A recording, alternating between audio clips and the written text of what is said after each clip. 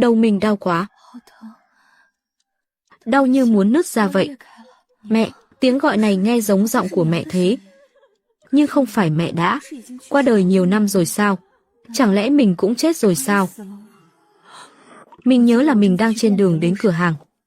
Ai ngờ xui xẻo thế không biết, đi ngang qua dưới một tòa nhà cao tầng thì bị một tảng băng lớn rơi từ trên cao xuống trúng đầu. Thế rồi ngất đi.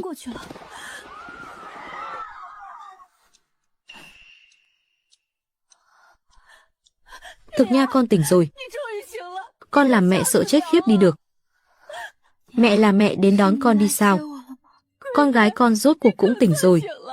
Đều tại mẹ vô dụng. Đáng lẽ lúc đầu mẹ không nên đồng ý cho con đến nhà họ Phó làm việc. Nếu con mà có mệnh hệ gì, mẹ cũng không sống nổi nữa. Nhà họ Phó. Mẹ, đây là nhà mình sao? Con gái con sao thế này? Đây là nhà mình ở thôn Kim Niễn Tử mà, con không nhớ nữa sao? Thôn Kim Niễn Tử. Nhà. Con bị đụng ngất đi suốt 2 ngày rồi, hay là đụng hỏng đầu rồi? Tối hôm đó mẹ đã liều mạng đến nhà họ Phó đón con về đấy. Đón về. Sau này chúng ta không đến nhà họ Phó nữa, mẹ nhất định sẽ cố gắng kiếm tiền để trả lại tiền sính lễ cho nhà họ. Chúng ta không thèm chịu cái khổ đó nữa. Nhà họ Phó. Sính lễ. Nhà họ Phó là nhà đã đính hôn với mình. Thím Tiết, tin vui lớn đây. Ui chao bà mối vương. Cơn gió nào đưa bác đến đây thế? Cậu ba nhà họ Phó, Phó Kiến Quân, ưng con bé Nguyệt Nha nhà bà rồi, nên nhờ tôi sang dặm ngõ. Cháu không biết cậu ba nhà họ Phó nào cả. Hôn sự này cháu không đồng ý. Cái con danh con này. Người lớn đang nói chuyện chỗ nào cho mày xen mồm vào. Cậu ba nhà họ Phó giàu lắm đấy. Còn tiền sính lễ, bên nhà họ bảo, theo lệ thường là 100. Định bố thí cho ăn mày đấy hả? Cháu gái tôi như hoa như ngọc, thuộc dạng trăm người mới có một. Dưới 200 thì khỏi bàn. Bà nội cháu không đồng ý, cháu còn chưa từng gặp mặt người ta. Mày biết cái quái gì? Chuyện hôn nhân đại sự phải theo lệnh cha mẹ, lời người mai mối. Bố mày mất rồi, mẹ mày cái đồ nhu nhược không quyết định được gì đâu. Nhà này tao quyết. 200 đồng. Thiếu một xu cũng không được. Nhà họ Phó nếu không lo nổi thì đừng hòng tơ tưởng đến cháu gái tôi. Còn tiếp. Phó Kiến Quân đồng ý ngay, hôm sau đã mang sính lễ sang luôn. Nhưng chẳng được mấy ngày, trên đường anh ta lên thị trấn, bị đống thép rơi từ trên xe xuống, đè chết mất rồi.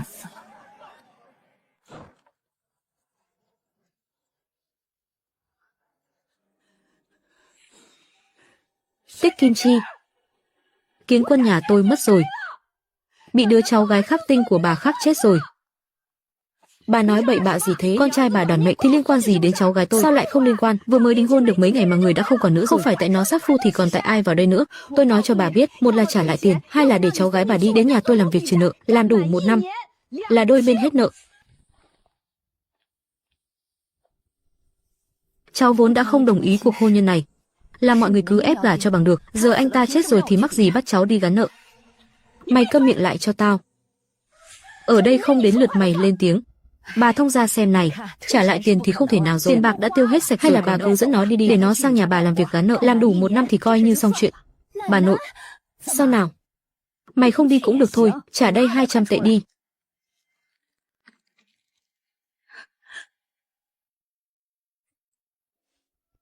Gầy gò ốm yếu thế này, liệu có làm việc nổi không đấy? Được chứ, nó đầy sức lực ra đấy. Bà cứ mang đi mà sai bảo tùy ý. Cháu đi, nhưng nói trước cho rõ ràng, làm đúng 1 năm thôi. Sau này đôi bên không ai nợ ai nữa. Thế thì đi thôi, được rồi đi thôi. Còn tiếp. Tất cả là tại mẹ không bảo vệ được cho con, để con phải một mình đến nơi đó chịu khổ. Mới có 3 tháng mà con đã gầy sọt đi thế này. Mạch Nha Hà, con có thấy khó chịu ở chỗ nào không? Đang yên đang lành, sao tự dưng lại bị cộc đầu thế này? Làm con bất tỉnh suốt 2 ngày trời rồi đấy. Thằng Tư nhà họ Phó nửa đêm lẻn vào phòng của con. Trong lúc chạy trốn con đã va đầu vào khung cửa. Đúng là đầu tồi. Chả trách bọn họ réo dục liên hồi bắt mẹ đón con về, hóa ra là sợ dính vào kiện tụng. Mẹ, con không sao, mẹ đừng lo lắng. Ngày tháng sau này của chúng ta chắc chắn sẽ tốt lên thôi. Cứ cảm thấy đứa con gái tỉnh lại lần này khác hẳn với lúc trước. Tốt lên, nhất định sẽ tốt lên. Con đợi đấy, mẹ đi nấu trứng gà đường đỏ cho con, để con bồi bổ cơ thể.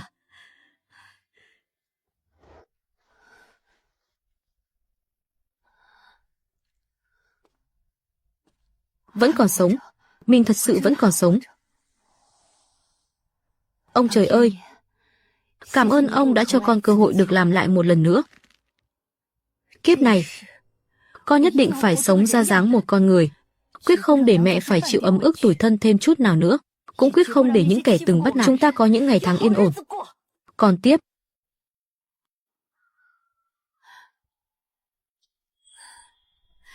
Nha đầu, đầu con chóng mặt không? Mau nằm nghỉ thêm chút đi. Mẹ, con không nằm yên nổi nữa rồi. Lương thực nhà mình sắp cạn sạch rồi, đâu thể cứ ngồi ăn không thế này được. Vậy con cứ đi loanh quanh ở đầu thôn thôi nhé, đừng có đi xa quá đấy. Mẹ yên tâm đi, con lên núi Phượng Minh xem thử thế nào, tìm ít sản vật trên núi mang đi bán lấy tiền.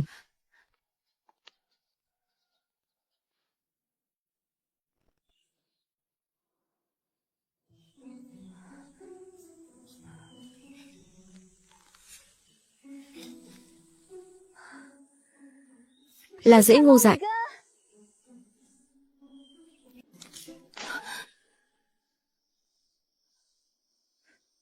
Ai đó?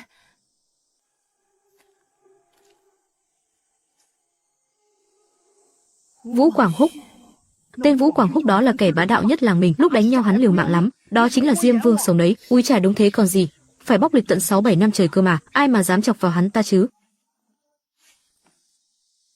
Kiếp trước hắn ta chính là người nổi tiếng ở Giang Thành, chủ mỏ vàng kiêm doanh nhân thành đạt. Kiếp trước chưa từng gặp mặt, kiếp này lại vô tình đụng độ trên ngọn núi hoang dã này.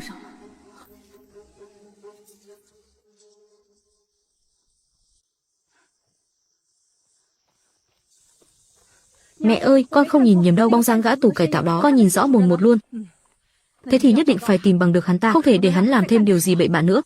Mấy mụ Lưu Ngọc Mai và Triệu Phượng Xuân, chắc chắn bọn họ đang theo chân Võ Quảng Húc lên đây đấy. Không được, nếu để hai mụ nhiều chuyện này nhìn thấy tôi và Võ Quảng Húc ở trên núi dốc thế này thì nước bọt của người đời cũng đủ dìm chết tôi rồi. Đừng động đậy, tôi không phải người xấu. Chờ họ đi khuất tôi sẽ thả cô ra.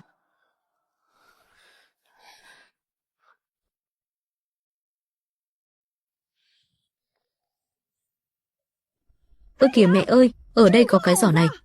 Chắc chắn là có người từng đến đây rồi. Lát nữa tôi sẽ thả cô ra, cô đừng có hét lên đấy. Tôi sẽ ra ngoài, cô cứ trốn ở đây đừng động đậy.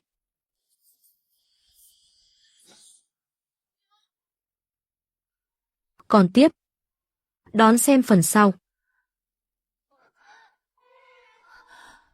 Mình vừa mới cưỡng hôn ông trùm tương lai của Giang Thành sao? Ôi trời đất ơi, xấu hổ chết đi được. Thanh thiên bạch nhật thế này, hai đứa đang làm cái trò gì thế này? Ban đầu tôi cứ sợ cái thằng Võ Quảng Húc này vừa mới ra tù sẽ lại gây ra chuyện đồi bại gì trong thôn, làm ảnh hưởng đến việc bầu trưởng thôn của ông nhà tôi. Giờ thì hay rồi. Yêu đương hẹn hò thì không sao, nhưng cũng phải chú ý giữ kẽ một chút. Nếu thấy hai bên xứng đôi vừa lứa, thì bảo nhà trai sớm tìm bà mối đến dạm ngõ đi thôi. Con, vâng ạ thím. Con gái con lứa thì phải biết tự bảo vệ mình chứ.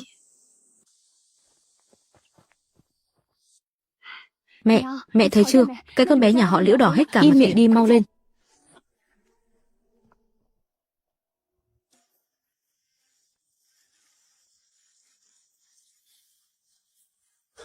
Chờ đã.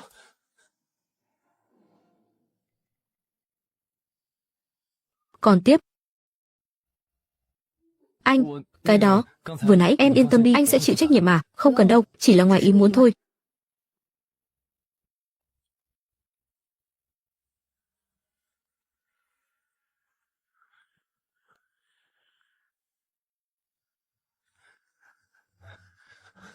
Đồ của em bị rơi này.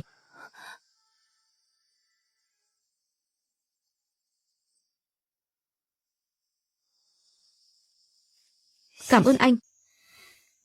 Sau này có việc gì cứ đến tìm anh tên là Vũ Quảng Húc, sống ở ngay đầu phía đông của làng, đến đó hỏi thăm một chút là ai cũng biết.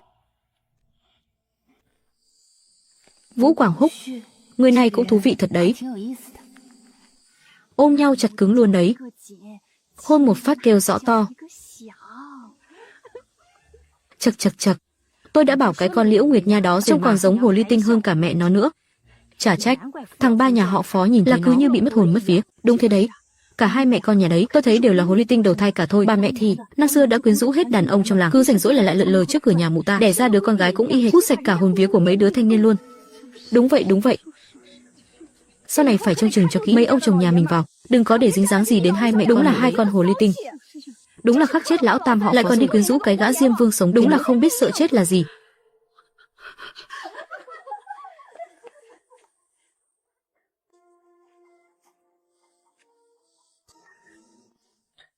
Nha Nhi, con nói thật cho mẹ nghe đi. Mấy chuyện người ta đồn thổi ngoài kia, con với thằng cả nhà họ Vũ rốt cuộc là có chuyện gì thế hả? Mẹ ơi, con với anh ấy không thân thiết gì đâu, chỉ là lúc lên núi nhặt củi vô tình chạm mặt nhau một lần thôi, không có chuyện bậy bạ như họ đồn đại đâu. Nhưng mấy lời đó nghe chướng tai quá. Đến cả người cha đã khuất của con cũng bị bọn họ lôi ra làm trò đùa đàm tiếu rồi. Nếu con với nó thực sự không có gì, thì dù có phải liều cái mạng già này đi tìm trưởng thôn để đòi lại công đạo, sẽ xác cái miệng thối của mụ Triệu Phượng Xuân kia ra. Mẹ ơi, nếu mẹ mà đi thật, chỉ khiến người ta nghĩ nhà mình đang có tật giật mình thôi. Nhưng mà chuyện này càng giải thích thì người ta càng kệ đi, vài ngày nữa không ai tự khắc họ sẽ im miệng thôi. Mẹ ơi, mẹ quên hồi trước bọn họ cũng từng mắng mẹ là đồ sao chổi, mang số sát phu rồi hay sao? Về sau mình cứ lờ đi không thèm, giờ có ai thèm nhắc lại nữa đâu.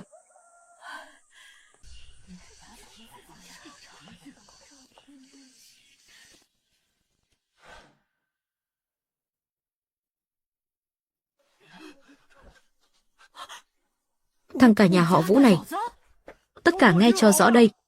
Hôm nay tôi, Vũ Quảng đứng ở đây tuyên bố với mọi người. Liễu Nguyệt Nha, tôi, Vũ Quảng Húc, nhất định phải cưới cô ấy làm vợ. Còn tiếp, sau này nếu đứa nào còn tìm đến tận nhà bắt nạt hai mẹ, đứa nào còn dám khua môi múa mép thì đừng có trách tôi. Võ Quảng Húc chưa nhắc nhở các người hà?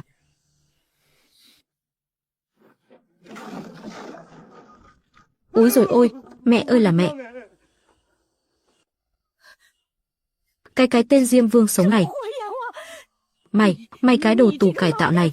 Mày muốn làm cái gì hả? Tao nói cho mày biết nhé, tao là bà nội của nó đấy. Tao dạy bảo cháu gái tao là chuyện đương nhiên. Bà nội sao? Loại bà nội bán cháu gái để lấy tiền xính lễ à? Ép cháu gái đi làm thuê trả nợ mà cũng gọi là bà nội sao? Bà già kia, những lời tôi vừa nói, bà đã nghe rõ chưa?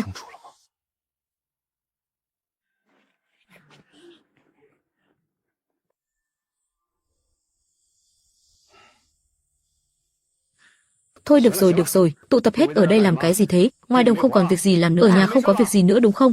Ai mà còn dám đồn thổi mấy chuyện không đâu, rồi ngồi lê đôi mép, làm ảnh hưởng đến danh tiếng và sự đoàn kết của làng này, thì đừng trách đồng chí Văn tôi không nể tình làng nghĩa xóm. Giải tán đi, giải tán hết cho tôi đi. Tên Diêm Vương sống đó đáng sợ thật đấy. Xịt, đừng nói nữa.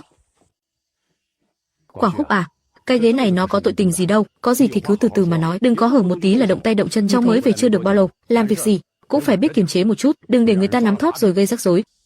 Cháu cảm ơn chú Đồng nhé, hôm nào cháu sẽ đền cho nhà họ Trương cái ghế mới.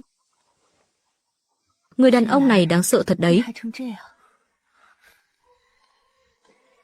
Nhưng cú đá lúc nãy giống như đã thực sự đá phăng đi hết mọi lời đàm tiếu ngoài kia.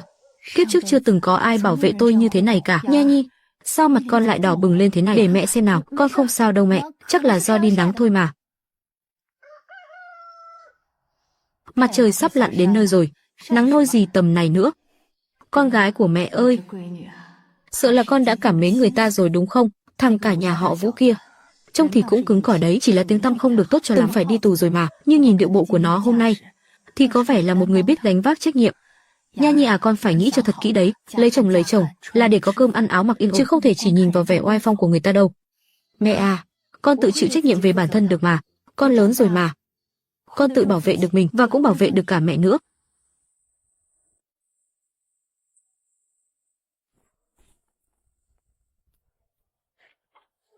Này Nguyệt Nha kia, để bừa bãi thế này bao nhiêu ngày rồi hả? Nhìn cái sân này xem, sắp thành cái ổ chuột đến nơi rồi. Hai mẹ con cô sống kiểu này đấy hả?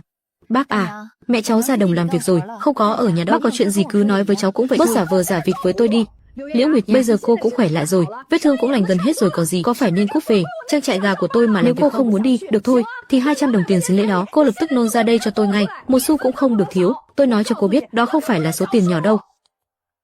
Bác, thỏa thuận lúc đầu chúng ta định ra là cháu sang trang trại gà làm đủ 1 năm thì sẽ trừ hết 200 đồng tiền sính lễ, điều này, bác thừa nhận chứ? Thừa nhận, sao lại không thừa nhận? Nhưng cô đã làm đủ 1 năm đâu. Đúng thế, cháu chưa làm đủ 1 năm, nhưng cháu đã làm ở trang trại gà nhà bác được 3 tháng rồi. Tính theo tiền công được khấu trừ mỗi tháng. Thì 3 tháng này tính thế nào? Cô còn mặt mũi nào mà nhắc đến 3 tháng đó hả? Liễu Nguyệt Nha, cô có lương tâm không thế? Làm chỗ tôi thì yếu ra yếu vào, làm việc thì chậm như sên bò. Bảo cô đi cho gà ăn, cô làm vãi thóc còn nhiều hơn lượng gà ăn. Bảo cô đi dọn phân gà, cả buổi sáng cô dọn không nổi nửa cái chuồng. Mấy đứa tôi thuê ở trang trại gà, mấy đứa nhóc 13, 14 tuổi, đứa nào đứa nấy đều giỏi hơn cô. Cô còn mặt dày đòi tiền tôi sao? Tôi không bắt cô đền tiền thức ăn là đã tích đức lắm rồi.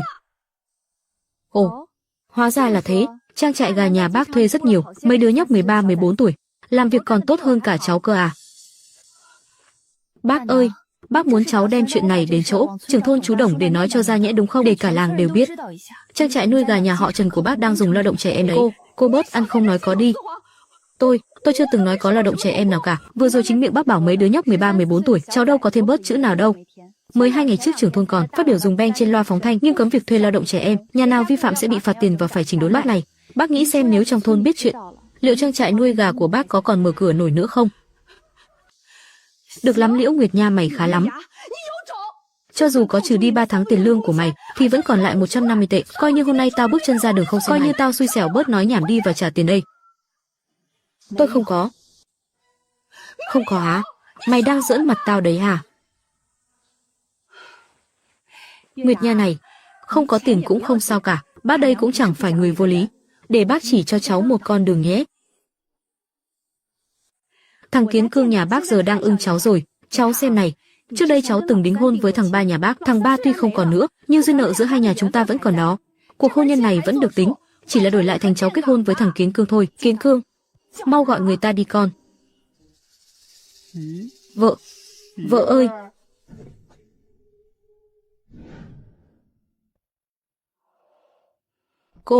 Cô muốn làm cái gì thế?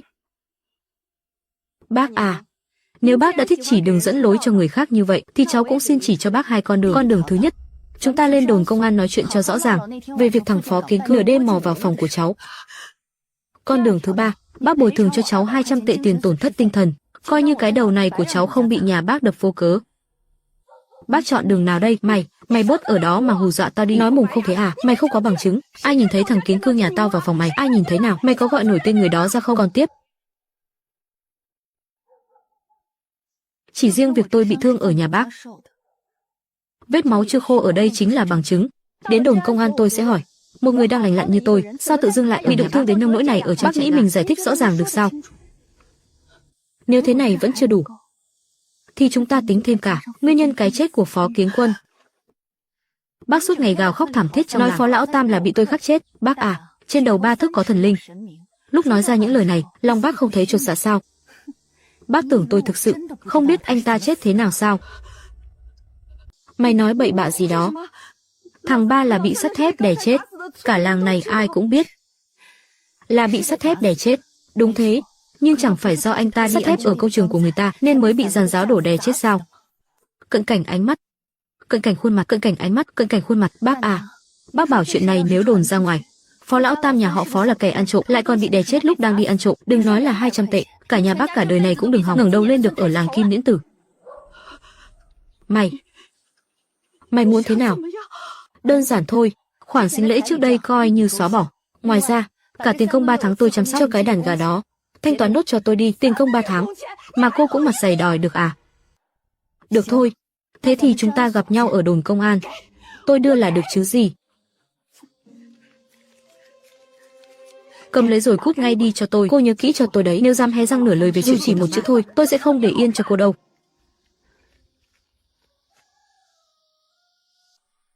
Bác cứ yên tâm đi, Liễu Nguyệt Nha tôi nói được làm được.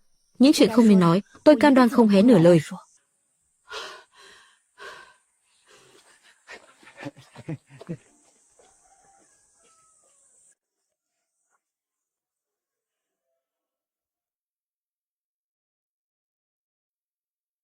Nha Nhi, Mẹ cứ thấy bồn chồn lo lắng trong lòng. Lo lắng chuyện gì thế? Con học được ngón nghề này từ bao giờ thế? Nào là đặt đầu heo rồi mua hương liệu, về nhà loay hoay suốt cả một ngày trời. Mẹ con sống hơn nửa đời người rồi, mà hầm cái đầu heo còn chẳng xong. Sao con múa dao cứ như đã làm mấy chục năm rồi thế? Mẹ ơi, sau khi con bị đập đầu xong, đầu óc tự nhiên lại thông suốt hẳn ra. Cái này còn sạch hơn cả chó gặm nữa. Lão Trương đồ tể làng mình mổ heo cả đời, cũng chẳng nhanh tay lẹ mắt được như con. Nhưng mà chỉ dựa vào việc đào rễ ngô rừng thì hai mẹ con mình biết đào đến năm nào tháng nào. Thế nên chúng ta phải tìm cách kiếm tiền khác.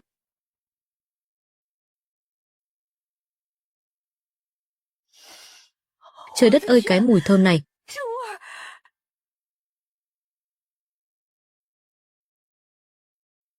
Xong rồi đấy. Món thịt này làm thế nào thế mẹ? Vừa như mềm lại vừa ngấm gia vị, ăn không hề ngấy chút nào. Mẹ cứ chuẩn bị đếm tiền đi nhé.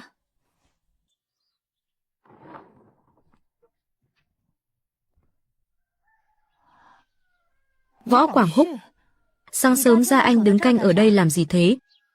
Nghe nói em định lên trấn đi chợ phiên, đồ đạc nặng thế này, đường xá lại xa xôi nữa, một mình em xách không nổi đâu, để anh đưa đi. Không cần đâu, tự em làm được mà. Em không muốn làm phiền anh thêm nữa. Phiền hà cái gì chứ? Anh đã bảo đưa em đi là sẽ đưa em đi.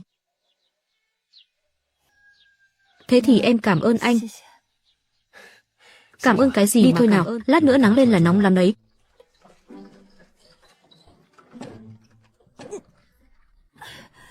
Đường xá gì mà xấu thế không biết. Em ngồi cho vững vào nhé, đoạn phía trước còn sóc hơn nhiều. Đường xấu quá đi mất, em ngồi thế này không ổn đâu. Hay là em ôm eo anh đi. Ôm eo á, như thế mới không bị sốc. Em yên tâm đi, anh không có ý đồ xấu đâu.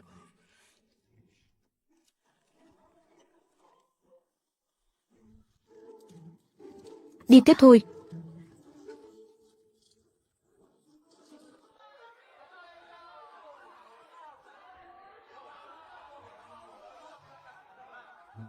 Chỗ này được không anh?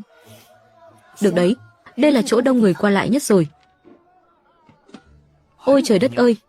Cô bé ơi, cháu đang nấu thịt gì thế này? Sao mà thơm phức thế nhỉ? Dạ anh ơi, đây là thịt thủ nhà em tự làm đấy hả? Anh nhìn màu sắc của nó xem này, đỏ hồng bóng bẩy ngon mắt chưa? Có mỡ nhưng ăn không hề ngấy đâu. Anh ăn thử một miếng đi, không lấy tiền đâu. Được, ăn thử xem sao. Lấy cho tôi nửa cân. Thôi lấy luôn 1 cân đi. Thịt gì thế kia để tôi xem nào. Cho tôi 1 phần nữa. Lấy nhiều thịt mỡ chút nhé. Tôi chỉ thích ăn thịt mỡ thôi. Dạ được ạ. Cầm chắc nhé kẻo đổ. Cầm cẩn thận kẻo tràn nước sốt. Cậu thanh niên ơi, vợ cậu khéo tay thật đấy. Anh Quảng Húc, cách cho đồ vào túi của anh chuyên nghiệp thế, còn nhanh nhẹn hơn cả em. Nhìn em làm một lần là anh biết ngay mà.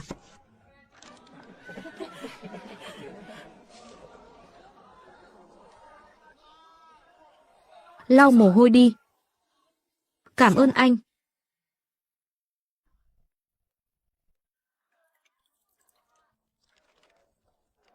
Bận rộn cả buổi sáng rồi, tay nghề của em xem thế nào. Em đưa hết cho anh thế này thì em ăn gì? Vẫn còn 1 con nữa mà, hai đứa mình mỗi người 1 con. Được thôi. Ngon quá. Minh Nha, tay nghề của em đỉnh thật đấy, nói thật lòng, còn ngon hơn tiệm lâu đời trên gà quay đó không thể. Gà nhà họ vừa khô vừa mặn, còn gà của em thì vừa mềm vừa thơm. Tất nhiên rồi, đây là công thức độc quyền đã được em cải tiến ấy, khắp thế gian này chỉ có một mình em có. Thế thì sau này em đừng đi đào rễ cây rừng nữa, tập trung làm món này, anh sẽ giúp em bán. Em cũng có ý đó đấy.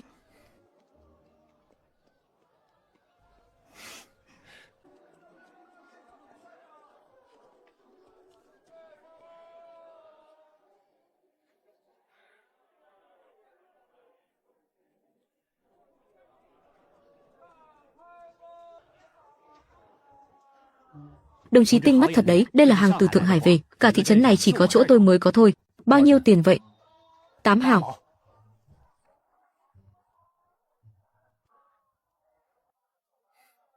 Gửi tiền này.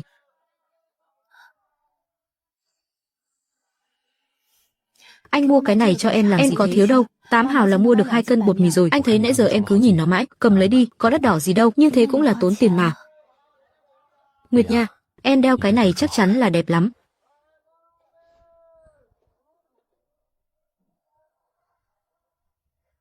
Đẹp thật, trông có tươi tắn không? Đẹp lắm. Đi thôi, về nhà còn phải làm việc nữa. Lên xe đi, về làng thôi. Sợ sóc thì cứ ôm eo anh này. Mơ đi nhé.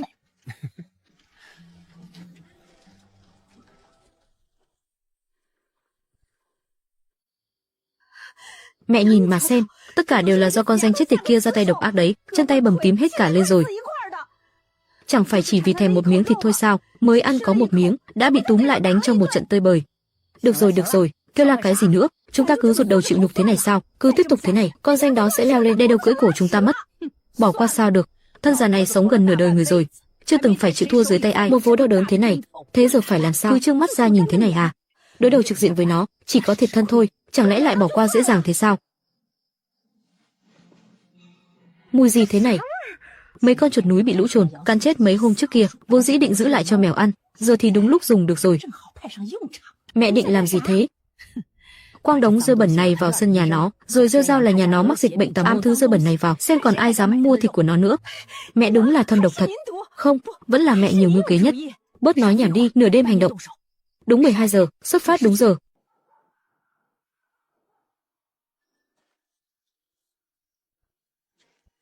Mẹ ơi! Sao tim con cứ đập thình thịch thế này? Hay là mình về đi mẹ? Đồ vô dụng! Đã đến tận đây rồi. Nhưng mà, cửa nhà nó còn chẳng khóa nữa, sợ cái quái gì chứ?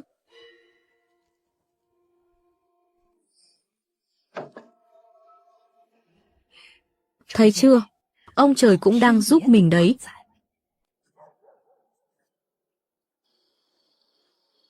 Mẹ ơi, vứt ở chỗ nào bây giờ? Vứt ngay trước cửa bếp ấy, nhanh cái tay lên.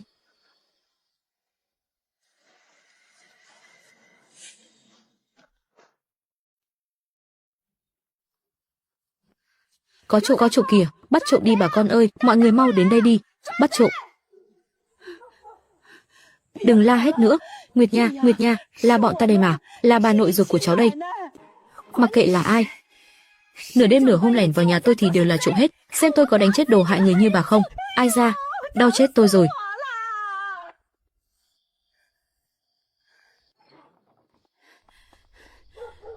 Tiết Kim Chi, làm mẹ chồng kiểu gì mà chẳng có chút lương tâm nào thế, nửa đêm nửa hôm lại lén lút bò vào nhà bà, có còn biết xấu hổ nữa không?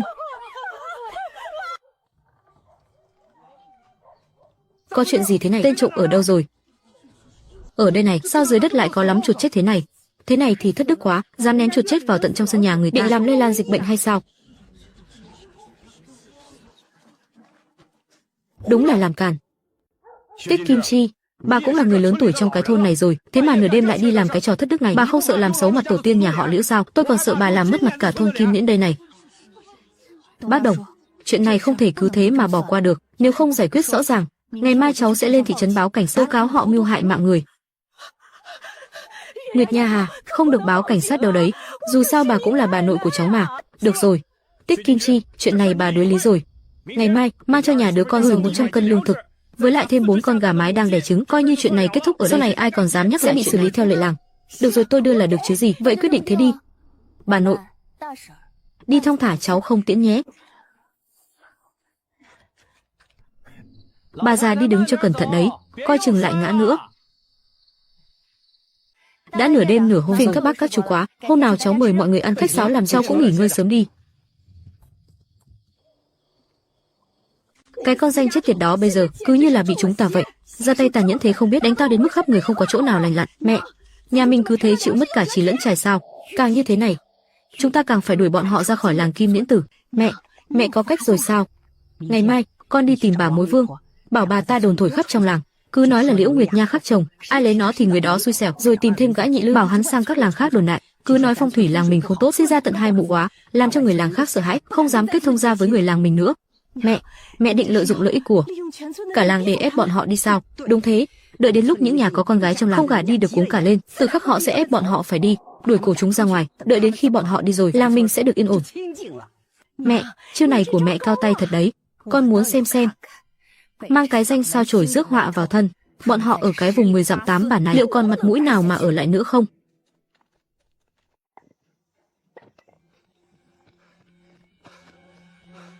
Anh Húc, anh nghe nói gì chưa? Tối qua hai mụ đàn bà nhà họ Liễu dám ném chuột chết vào sân nhà em Nguyệt Nha. Mụ Tiết Kim Chi này thất đức quá thể, làm vậy là muốn người ta nhiễm dịch bệnh mà chết còn gì. Chúng ta đi dạy cho mụ ta một bài học đi. Dạy dỗ bọn họ thì có ích gì, bọn họ chỉ giỏi bắt nạt vì nhà Nguyệt Nha tường bao quanh nhà bị sập rồi. Vĩnh Khương, Hàn Đông, đi mua hết số gạch trên thị trấn trở về đây cho tôi, tao phải xây cho Nguyệt Nha một bức tường.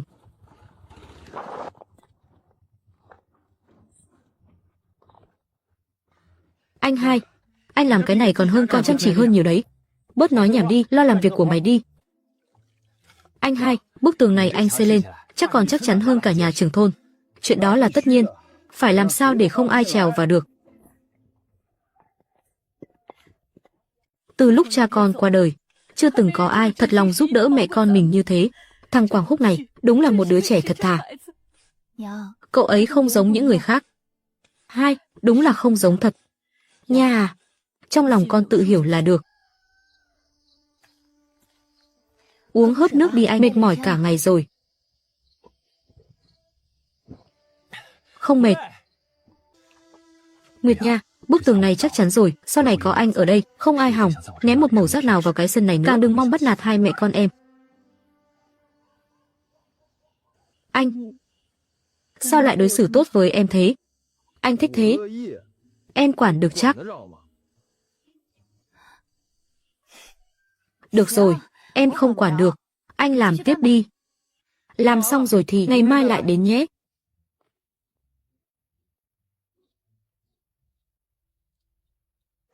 Nguyệt Nha, tôi nhớ chốt chặt cửa vào.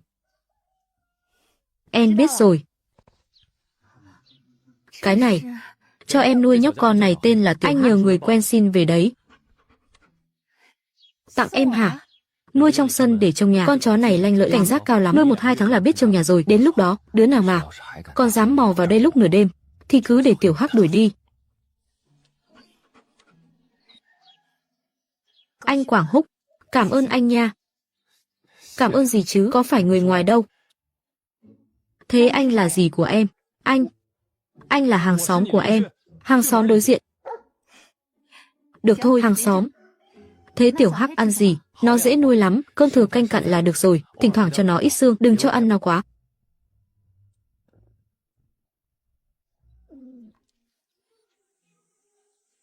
Này! Nghe gì chưa? Bên thôn Tống Lâm cạnh mình định kết thân với bên thôn mình. Cái cậu thanh niên đính hôn với con gái nhà về rồi. Người ta bảo phong thủy thôn mình không tốt, sinh con gái toàn loại khác chồng, chứ còn gì nữa. Chị dâu bên nhà ngoại tôi bảo, giờ bên thôn họ cứ nghe con gái của thôn Kim là lắc đầu nguầy nguậy. Con gái lớn nhà tôi hơn 30 tuổi mà vẫn chưa chồng con gì, khó khăn lắm mới ưng được một đám. Người ta vừa nghe ngóng được là người thôn mình, sợ đến mức không dám ngoảnh đầu lại. Đúng là sao chổi. Từ lúc nhà bọn họ chuyển đến đầu đông thôn mình chưa một ngày nào được yên ổn. Đúng thế. Cô em chồng tôi đổ bệnh mấy năm nay rồi, mai mối bao nhiêu lần cũng không thành, chắc chắn là bị hai mẹ con họ khác đấy.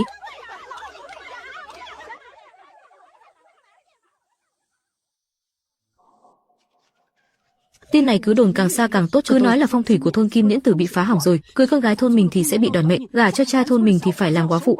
Làm tốt việc này sẽ có thêm tiền tiêu, Thím Vương cứ yên tâm đi, chút chuyện nhỏ này cháu thừa sức làm tốt, khắp 10 dặm 8 hướng, đảm bảo trong vòng 3 ngày ai ai cũng sẽ biết.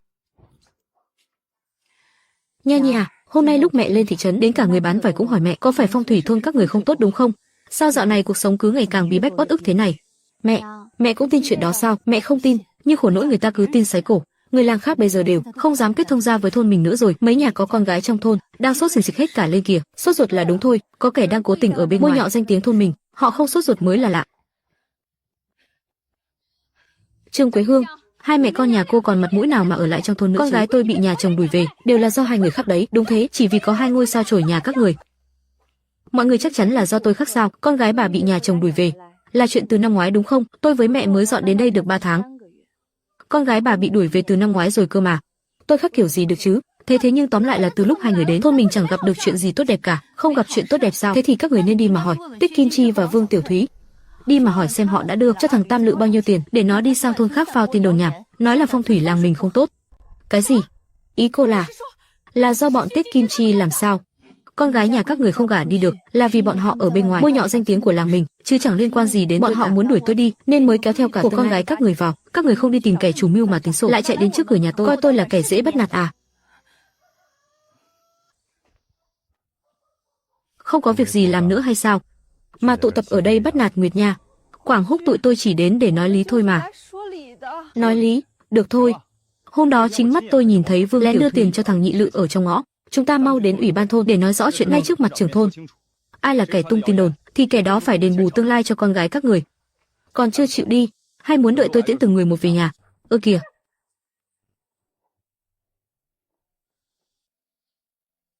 Em không sao chứ? Em không sao. Anh không đến, em cũng tự đuổi bọn họ đi được. Anh biết. Nhưng anh đến thì bọn họ sẽ chạy nhanh hơn. Anh Quảng Húc, em tìm anh nãy giờ. Trưởng thôn bảo anh qua nhà bác ấy có việc muốn nói với anh đấy. Được rồi, vất vả cho cháu rồi Nhị Nha.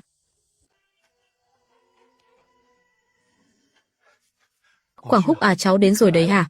Mấy người nhà lão Lý lại chạy sang nhà ta làm đòi ta phải đuổi mẹ con Liễu Nguyệt Nha ra khỏi làng. Thế bác định tính thế nào? Ta thì làm gì được chứ? Người ta có đất có hộ khẩu đàng hoàng, ta lấy tư cách gì mà đuổi? Thế nên ta mới tìm cháu để bàn bạc với cháu chuyện gì cơ? Cháu có thể nói với mấy đứa anh em của cháu một đừng để bọn họ gây chuyện nữa, cháu chỉ cần đứng ở đó xem ai dám hó hé nửa lời, cứ dằn mặt bọn họ một chút. Bác à, bác định bảo cháu đi nói lý lẽ với họ sao? Không phải nói lý lẽ, mà là ra mặt một chút, cho bọn họ biết là cháu đang bảo vệ mẹ con cô. Như vậy bọn họ ít nhiều cũng phải kiêng dè. Cháu biết rồi. Cháu đi đâu đấy?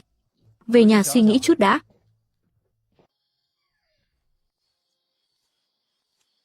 Nửa đêm nửa hôm không chịu đi ngủ, lại chạy sang đây ngồi canh thế này, anh không ngủ được. Vì trưởng thôn tìm anh à? Cũng không hẳn thế. Nguyệt Nha, anh nói thật lòng đấy. Anh muốn cưới em. Ngô Quảng Húc, anh biết tôi không phải loại người chỉ vì mấy lời đồn đại mà tùy tiện lấy chồng đâu. Anh biết thế nên anh không phải vì mấy lời đồn thổi đó mới muốn, mà là vì anh thực sự thích em. Ngay từ lần đầu tiên nhìn thấy em trên núi, anh đã thích em rồi. Được thôi. Chúng ta lấy thời hạn là 3 tháng đi. 3 tháng sau? 3 tháng sau, nếu chúng ta thật lòng thích nhau, cảm thấy đối phương là người có thể nương tựa cả đời, thì mình sẽ ở bên nhau, còn nếu không thể, chuyện này cứ coi như chưa từng nhắc đến. Được thôi. Anh nhất định sẽ khiến em phải lòng anh cho xem.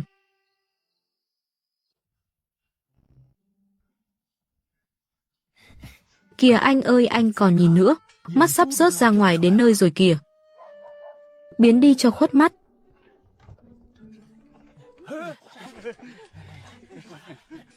Hôm nay, sao lại đến muộn thế này?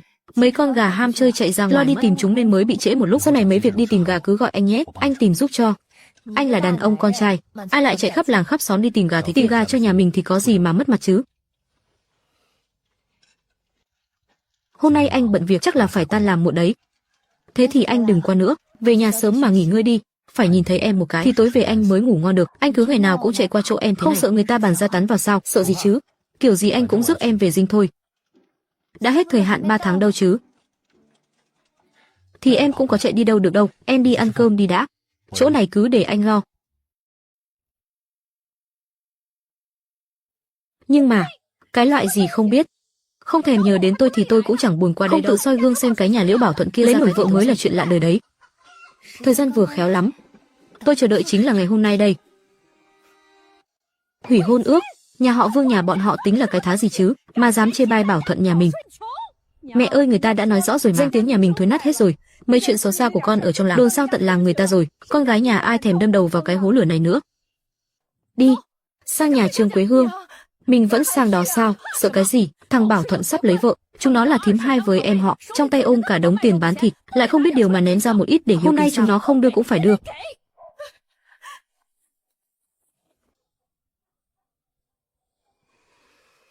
Trương Quế Hương, Liễu Nguyệt Nha, người đâu hết rồi? Bề trên đến tận cửa rồi, còn không mau cút ra đây mà đón tiếp. Bà lại đang diễn cái trò gì thế? Vừa mới phải đền đống lương thực với mấy con gà xong, giờ lại muốn bày ra cái gì nữa? Chơi trò mới để quậy phá đấy hả? Quậy phá hả? Trương Quế Hương, chị còn biết tôn ti trật tự là gì không hả? Thằng Bảo Thuận cháu đích tôn của tao sắp lấy vợ rồi, đây là việc đại sự hàng đầu của nhà họ Liễu. Thím hai cháu nghe nói rồi nhé. Cái Nguyệt Nha dạo này ngày nào cũng chạy ra bãi đào vàng, giúp đám người thằng Võ Quảng Húc nấu cơm. 1 tháng kiếm được kha khá tiền đúng không? Thím là thím hai, nó là em họ. Nhà mình sắp có hỷ sự, hai người không biết ý mà thể hiện chút sao? Mau nôn tiền ra mà hiếu kính tao, coi như là mừng cho thằng Bảo Thuận cái phong bao thật lớn. Đây là bổn phận mà hai người bắt buộc phải làm. Bà nội, Bà vừa nhắc đến hai từ bổn phận sao? Sao hả? Người lớn đang nói chuyện mà mày dám cãi nhen nhèm thế à? Nôn tiền ra mau. Muốn tiền cũng được thôi. Nhưng tôi phải hỏi trước đã. Bà còn nhớ hồi phân gia bắt tôi sang nhà họ Phó để gắn nợ không? Lúc chúng ta ở trước mặt trưởng thôn đã ký bản giao kèo đó chứ? Cái gì? Giao kèo gì hả? Chuyện từ tám hoánh nào rồi, sớm đã mục nát dưới đất từ lâu rồi. Rõ ràng bác đồng chí Thành. Rõ ràng giấy trắng mực đen ghi rất rõ. Hồi đó bà lấy 200 tệ, tiền sinh lễ để làm tiền phụng dưỡng. Chính miệng bà đã đồng ý từ nay nhà họ Liễu và hai mẹ con tôi chuyện cưới xin ma chay, sống chết cũng không qua lại với nhau. Cái đó không tính. Đó là vì tao bị mày lừa.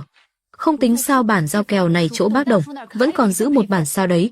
Theo pháp luật, bây giờ chúng ta chỉ là người dưng. Muốn đòi tiền sao? Bà nội, bà muốn tôi cầm tờ giấy này qua đây để phân xử lần nữa, hay là muốn tôi trực tiếp báo cảnh sát bắt bà vì tội tống tiền? Mày có ý gì hả? Mày muốn nổi loạn đấy phỏng? Tao là bà nội ruột của mày đấy. Ý tôi là, kể từ ngày hôm nay, bà không phải bà nội tôi cũng không phải cháu gái bà còn dám bước vào cái sân này đòi tiền một lần nữa, thì đó chính là tống tiền. Được lắm đồ ăn cháo đá bát đồ sao chổi kia, giờ cuộc sống của mày không khá rồi, có đàn ông chống lưng rồi, nên đến cả tổ tông cũng không thèm nhận. Bố mày là một tay tao nuôi nấng dạy dỗ đấy, không có tao thì lấy đâu ra nó, không có nó thì lấy đâu ra mày, mày làm thế là sẽ bị trời đánh đấy. Bố tôi đã được nuôi lớn thế nào, trong lòng các người là rõ nhất. Giữa mùa đông giá rét lại bắt ông ấy ngủ ở nhà củi, cả nhà ăn cơm trắng còn bắt ông ấy hút cháo loãng, như thế mà gọi là nuôi nấng sao? Hơn thế nữa, ông ấy có phải là con ruột của bà không hả bà nội? Chẳng phải trong lòng bà là người rõ nhất sao? Mày nói bậy bạ gì đó. Nó không phải do tao thì còn ai sinh ra nó nữa? Vậy sao? Vậy thì bà cháu mình cùng xem bản ghi chép lời kể của bà Trịnh ở thôn Mã Vĩ. Bà ấy chính là người đã đỡ đẻ cho bà năm đó. Bà Trịnh đã tự miệng nói rằng năm đó bà vốn dĩ không hề có dấu hiệu sắp sinh. Đứa trẻ trong bụng thực chất là trời chuyển lạnh sang đông mới đột nhiên được bế về. Để bịt miệng bà ấy, bà còn đưa thêm 5 đồng bạc lớn. Bố tôi vốn dĩ không phải do bà mang thai 10 tháng sinh ra, mà là bà đã nhân lúc trời bão tuyết bế từ nhà người khác về. Bà có muốn ngay bây giờ cùng tôi ra đầu làng trước mặt bàn dân thiên hạ để bà Trịnh kể lại chuyện này một lần nữa? Hay là chúng ta trực tiếp đến thôn Mã Vĩ, gặp nhà lão Trương để hỏi cho ra nhé? Tại sao năm xưa họ lại đem đứa con giao cho một người phụ nữ hoàn toàn xa lạ? Và bà đã hứa thế nào là sẽ nuôi nấng đứa trẻ như con ruột của mình?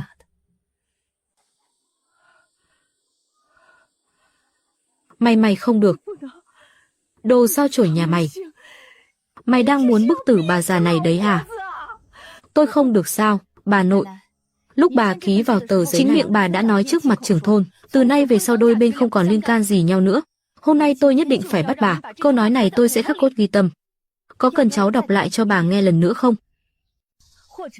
Giờ chúng ta đi đến nhà bác trưởng thôn họ Đồng ngay, rồi mời cả nhà ông Trương ở thôn Mã Vĩ đến luôn, ngay trước mặt toàn thể dân làng.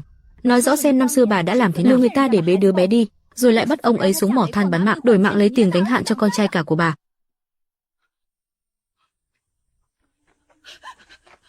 Mẹ ơi, chúng ta mau đi thôi. Con bé ba này điên thật rồi, nó nói được là dám làm thật đấy. Thằng Bảo Thuận nhà mình còn phải lấy vợ nữa, chuyện này mà truyền ra ngoài, cả nhà mình sẽ phải đi tù hết đấy. Liễu Nguyệt nha, mày gan lắm. Mẹ ơi, chờ con với. Bà nội, lần sau nhớ nhìn cho kỹ cửa nhé, nghĩ kỹ rồi hãy quyết định có nên vào hay không. Nha Nhi, con vừa nói cái gì cơ? Bố con thực sự không phải do bà ta sinh ra sao? Hóa ra dạo này con cứ chạy ra ngoài suốt là để điều tra chuyện này hả? Con đã tìm đến người đỡ đẻ năm xưa cho bà ta chính là bà Trịnh. Bà Trịnh nói khi đó bà ta vốn không hề mang thai, bụng chỉ toàn nhét bông thôi. Bố con thực ra là được ông Liễu bế từ bên ngoài về vào một ngày tuyết rơi đầy. Thảo nào bà ta lại đối xử tàn nhẫn với bố con như thế. Mẹ à, chuyện này con đã xác thực rồi. Bố đã phải nhẫn nhục chịu đựng suốt cả cuộc đời, tất cả đều là do Tích Kim Chi. Bà ta vốn dĩ chưa từng coi bố là sau này chuyện này cứ để con xử lý. Mẹ đừng bận tâm nữa. Vậy, thế con có biết người thân của bố con đang ở đâu không? Con vẫn đang tìm kiếm, nhưng con đã nghe ngóng được vài manh mối rồi. Vào thời buổi đó người nhận con, những nhà nhận nuôi trẻ con, đa số là vì không sống nổi nữa mới đành lòng đem con cho người ta. Cha mẹ ruột của bố con chưa chắc là đã bỏ rơi ông ấy.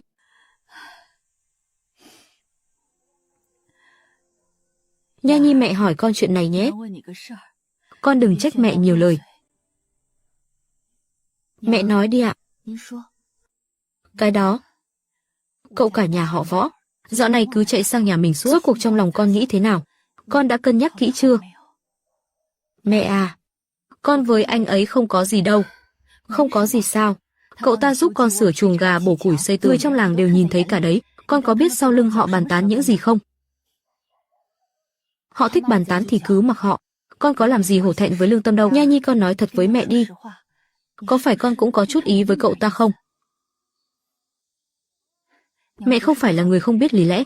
Thời gian qua cậu ta đã giúp nhà mình rất nhiều, trong lòng mẹ đều biết rõ. Nhưng dù sao cậu ta cũng là người từng đi tù về, con không sợ sao? Mẹ à, mẹ có biết lý do anh ấy phải vào tù không?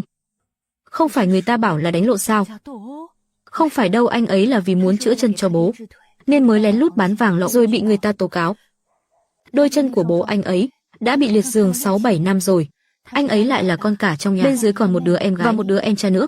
Nếu anh ấy không làm liều, thì cả nhà chỉ có nước chết đói thôi. Nhưng dù thế nào đi nữa, cậu ta cũng đã từng đi tù. Đó là vết nhơ cả đời của cậu ta. Con mà cứ gần gũi với nó, nước bọt của người trong làng cũng đủ dìm chết con đấy. Mẹ, con từ nhỏ đã bị người ta đàm tiếu quen rồi, còn sợ gì nữa chứ? Hai. Với lại, từ khi ra ngoài anh ấy không hề buông xuôi bản thân, cũng không đi vào con đường lầm lỡ nữa. Anh ấy vẫn luôn tự tìm lối đi cho mình, vẫn luôn làm ăn đàng hoàng.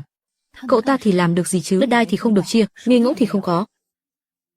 Ông nội cậu ta năm xưa chính là thợ cả khai thác vàng nổi tiếng nhất vùng này, người ta gọi là Kim Ngũ Gia. Bản lĩnh tìm mạch vàng của anh ấy là được tổ tiên truyền lại. Mẹ à, con nghĩ trong vòng 100 dặm quanh đây sẽ không tìm ra người thứ hai có bản lĩnh hơn anh ấy đâu. Con dò la tin tức rõ ràng gớm nhỉ? Anh ấy đã giúp nhà mình nhiều việc như thế, con cũng phải biết người giúp đỡ nhà mình là người thế nào chứ. Được rồi, con tự biết chừng mực là được. Mẹ yên tâm đi.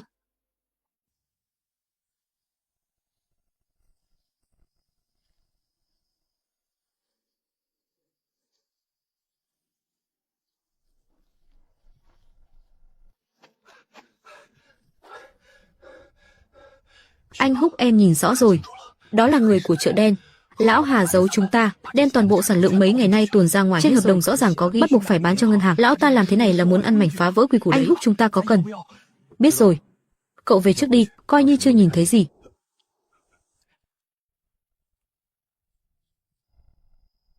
Lão ta đúng là đang đem cái treo trên cặp quần để lại còn muốn kéo tôi xuống nước cùng nữa chứ. Không thể làm việc cho lão ta nữa, cứ tiếp tục thế này sớm muộn gì cũng bị sổ khám.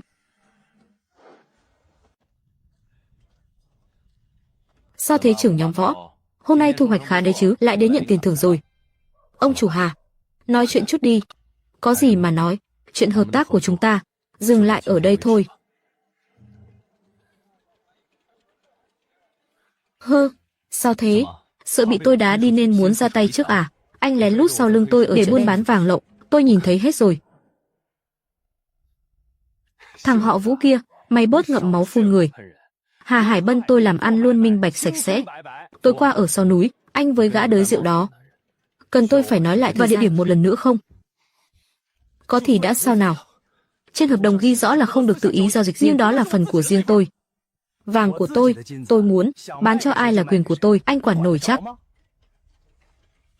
Hợp đồng quy định số vàng đào được, dù là anh hay tôi đều phải bán lại cho ngân hàng. Chính tay anh đã ký vào đó.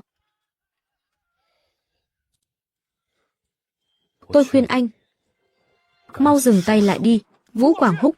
Anh nghĩ mình là ai chứ? Tố cáo anh tưởng trong vòng 100 dặm còn ai có thể làm thủ tục cho làm người đừng có ngông cuồng quá.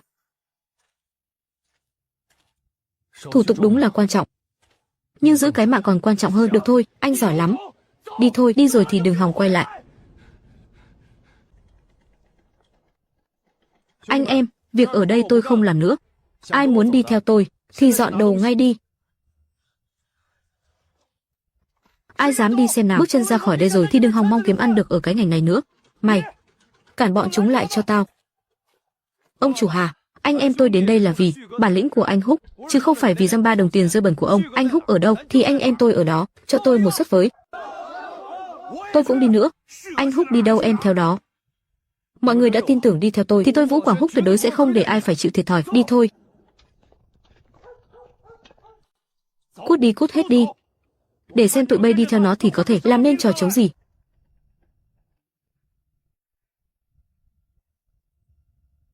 Không phải mày bảo là mày học được rồi sao? Đã nửa tháng trôi qua rồi, vàng đâu hả?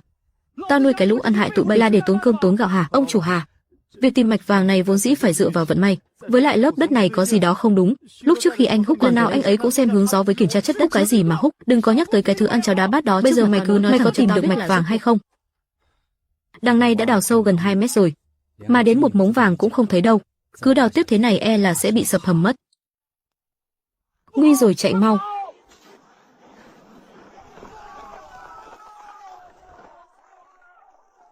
Mau cứu người mau lên, mau gọi người đến đây đi.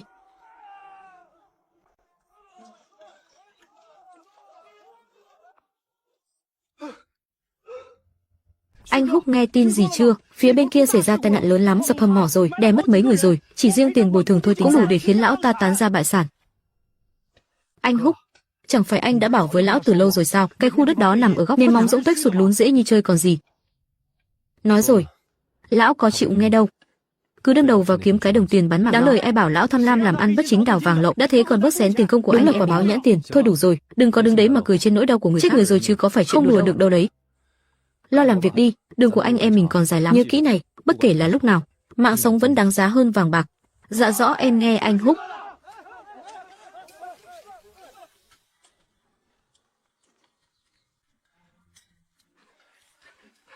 Anh Húc ơi, anh nhìn xem này, chỉ riêng sản lượng của cái hố này thôi đã bằng cả nửa tháng trời làm thuê cho lão ta rồi, chứ sao nữa.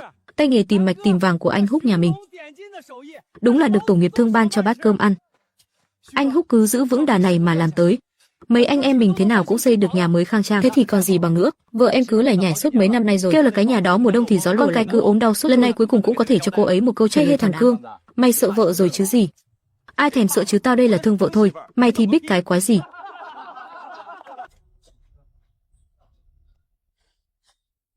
Đây mới chỉ là khởi đầu thôi. Mọi người đã vất vả làm lụng ngày đêm thế này, tôi Vũ Quảng Húc tuyệt đối sẽ không bao giờ để bất kỳ anh em nào phải chịu thiệt thòi. Đúng vậy, cứ đi theo anh Húc mà làm, trong lòng thấy yên tâm hẳn. Được rồi. Anh Húc, bãi mỏ của anh em mình cũng nên đặt một cái tên chứ nhỉ? Không thể cứ gọi là bãi Tân Đào Cốc mãi được. Đúng thế, phải đặt một cái tên thật kêu, sau này ra ngoài nói chuyện cũng có thể diện. Hay là gọi là Húc Nhật đi. Húc Nhật Đông Thăng, cuộc sống sẽ ngày càng tốt đẹp hơn. Húc Nhật, nghe hay đấy, rất có khí thế.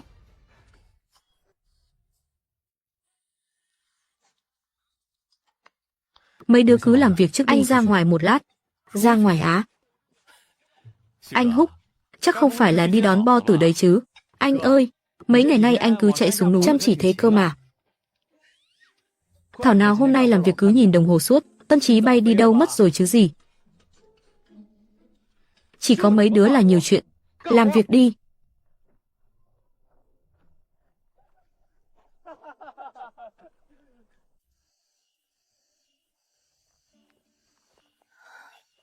Anh không ở lại bãi mỏ trông coi, chạy ra ngoài làm gì thế? Mấy người anh em kia có lo được không? Được chứ. Cương Tử với Thành Tử theo anh lâu thế rồi, những gì cần học đều học hết rồi. Với lại, hôm nay anh muốn gặp em. Ngày nào cũng gặp mà vẫn chưa chán sao? Chưa chán.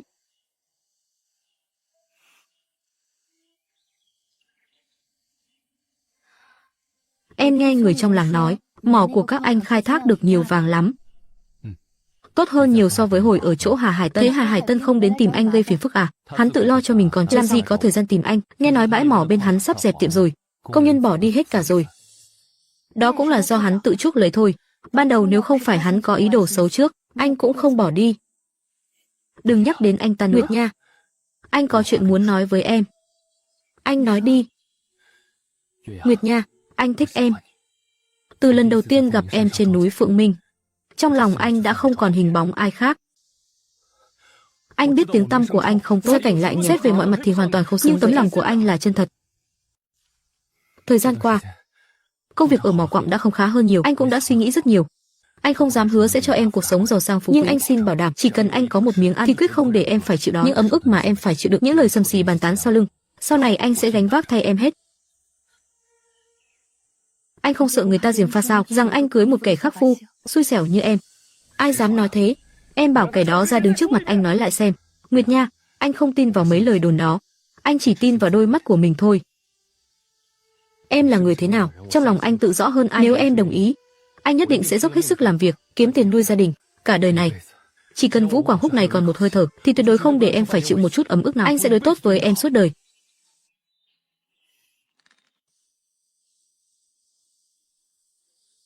Anh hãy chọn một ngày lành, đến nhà em dạm ngõ đi. Nguyệt Nha, em vừa nói gì cơ? Anh không nghe lầm chứ? Em bảo anh tìm người sang nhà em dạm ngõ. Nếu anh chưa nghe rõ, thế thì thôi vậy. Dạm ngõ. Em nghe rõ rồi. Mau thả em xuống. Vũ Quảng Húc, em chóng mặt quá, mau buông tay ra. Vẫn đang ở ngoài đường đấy, để người ta nhìn thấy thì ngại chết, thấy thì cứ thấy thôi. Anh bế vợ của anh, ai quản nổi chứ, ai dám quản chứ? Nguyệt Nha, em đợi anh đến rước em về. Dạ, em sẽ đợi anh. Quảng Húc, không phải con đang canh mỏ sao? Sao giờ này lại chạy về đây? Hay là ở mỏ xảy ra chuyện gì rồi? Con sắp cưới vợ rồi, Nguyệt Nha đã đồng ý rồi, bảo con xem ngày lành để đi dạm ngõ. Tốt quá, tuyệt quá, thật là tốt quá. Nguyệt Nha là một cô bé ngoan. Với cái tiếng tăm của con, hiếm khi con bé không chê. Nguyệt Nha đã chịu nhiều khổ cực vì con rồi, chuyện dạm ngõ này nhà mình tuyệt đối không được làm sơ sài. Chuyện đó là đương nhiên rồi, nhà mình dù có phải bán hết gia sản, cũng phải chuẩn bị thật tươm tất cho Nguyệt Nha.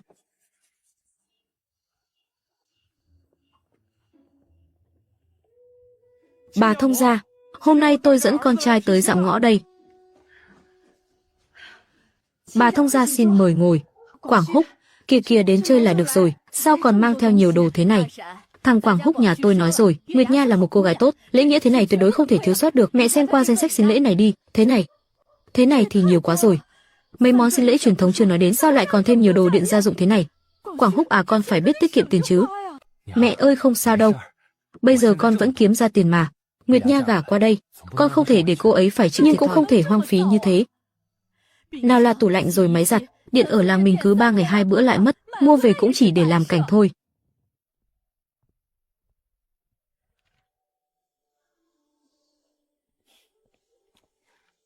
Gạch bỏ tủ lạnh với máy giặt này đi.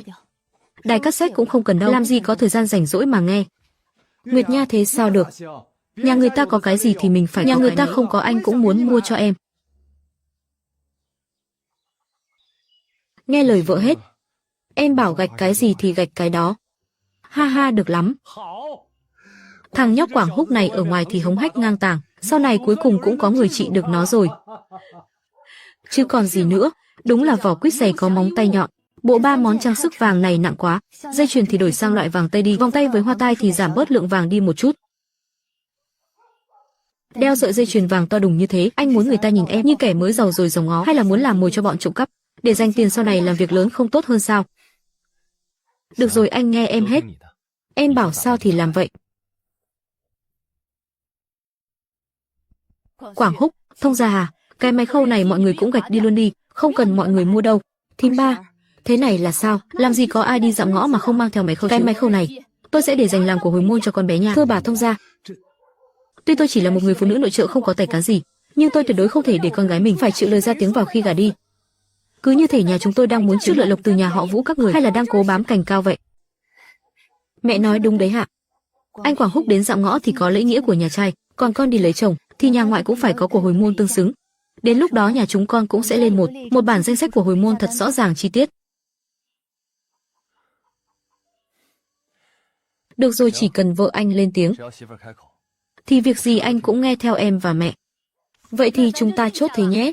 Tiền sinh lễ sẽ là 666 đồng để cầu may mắn đại cát đại lợi. Trọng lượng của 3 món đồ vàng cứ mua theo đúng ý của Nguyệt Nha. Thiết bị điện gia dụng thì chỉ cần tivi thôi, còn tủ lạnh với máy giặt thì tạm thời gạch bớt đi.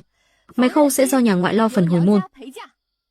Quảng Húc này, cuộc sống sau này là do hai đứa tự đóng cửa bảo nhau mà sống, chứ không phải sống để cho mấy người trong làng hay đi buôn chuyện dòng ngó đâu. Chỉ cần sau này con đối xử thật tốt với con gái ta thì dăm ba thứ này chẳng có gì quan trọng cả. Mẹ ơi, mẹ cứ yên tâm đi ạ, con là Vũ Quảng Húc hôm nay xin thề. Con sẽ yêu thương Nguyệt Nha suốt cả cuộc đời này, quyết không để cô ấy phải chịu bất kỳ thiệt thòi nào. Đứng lên đi con, đứng lên đi, cái thằng bé này thật là... Ta tin con mà.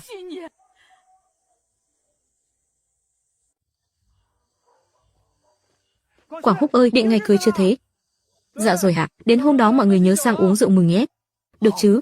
Hôm đó chúng tôi nhất định sẽ tới để chung vui. Rượu thịt hôm đó cứ gọi là bao no xe luôn.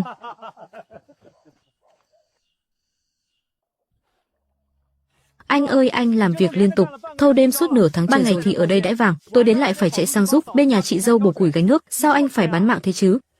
Cứ nghĩ đến việc cưới được Nguyệt Nha về nhà là bây giờ người anh lại tràn đầy năng lượng, không lo mệt mỏi. Anh ơi, thế ngày anh và chị dâu thành hôn, chúng ta có phải tổ chức thật linh đình không? Tất nhiên rồi, tiệc rượu linh đình mời cả làng luôn. Rượu uống thả ga, thịt ăn thỏa thích. Được rồi, chỉ vì câu này thôi, chúng em cũng sẽ làm việc hết mình.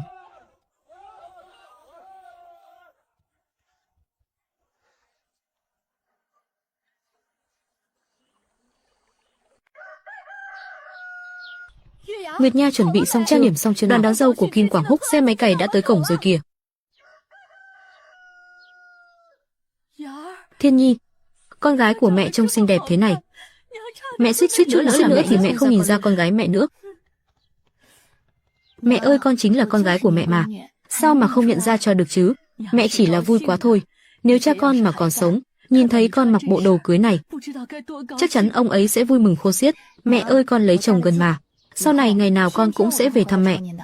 Ai mà dám bắt nạt mẹ, con vẫn sẽ là người đầu tiên lao về bảo vệ mẹ. Chỉ cần Quảng Húc đối xử tốt với con là mẹ mãn nguyện lắm rồi.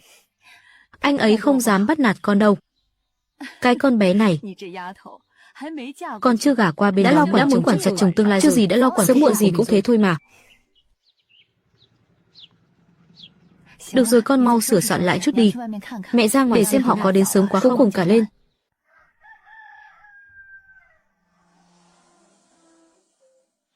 Liễu Nguyệt Nha, kiếp này chúng ta nhất định phải thật hạnh phúc.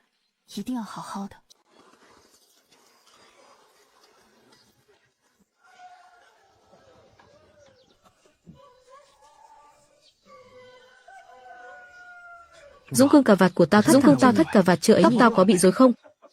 Ôi anh Húc ơi, anh hỏi câu này 800 lần rồi đấy. Đẹp trai y như tài tử điện ảnh vậy. Anh ơi, anh còn lề mề nữa là lỡ mất giờ lành đấy. Chị dâu chắc đang sốt ruột lắm rồi. Im mồm đi, tao còn vội hơn mày.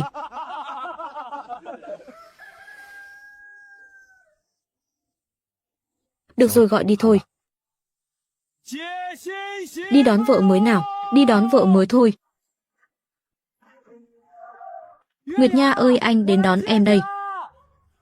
Anh Húc ơi, đừng có chỉ lo giúp vào trong. Lễ nghĩa đâu rồi nhỉ? Cô dâu ơi, mở cửa, bảo vợ anh mở cửa đi chứ. Mở cửa ra đi mà. Mở cửa đón anh vào. Mở cửa đón anh vào đi. Quảng Húc, cậu làm cái trò gì thế? Sáng sớm ra thế này, cậu chạy đến đây làm cái gì thế này? Đón vợ về nhà, đón vợ yêu, đón vợ về nhà thôi. Trong phòng này đang có cô dâu mới ngồi đấy nhé. Cậu bảo đón là đón được ngay sao? Liễu Nguyệt Nha, tôi đến đón Liễu Nguyệt Nha về nhà. Tên thì không gọi sai rồi, thế còn tôi là ai nào? Gọi đúng rồi đấy, cửa mở ngay đây này. Anh Đông Tử.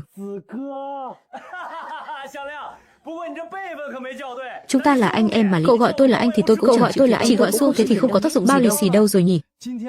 Hôm nay em là đại diện của nhà. Nếu anh không đưa đủ bao lì xì thì đừng hòng bước qua cửa này. Tránh ra nào, cứ thích vẽ chuyện thôi.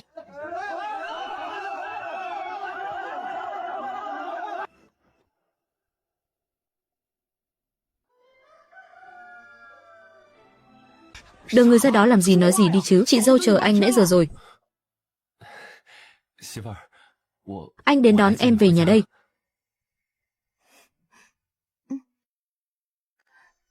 Mẹ ơi, con sẽ sống thật tốt. Mẹ ơi, con nhất định sẽ sống thật. Mẹ ở nhà cũng nhất định phải giữ gìn sức khỏe nhé. Mẹ uống trà đi ạ.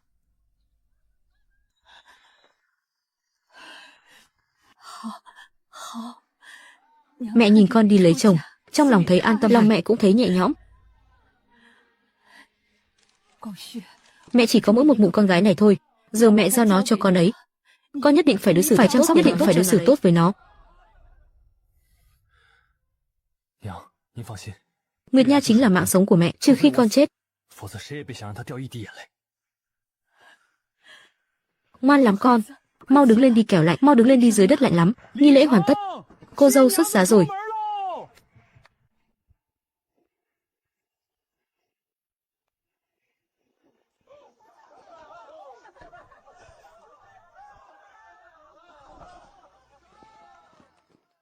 Lên xe hoa rồi, đừng lưu luyến nữa. Xe chạy đây. Đón dâu mới về nhà nào, đón cô dâu mới về nhà thôi. Con gái đi lấy chồng là chuyện hỉ mà. Mẹ biết chứ, mẹ biết mà. Mẹ chỉ là vui mừng quá thôi.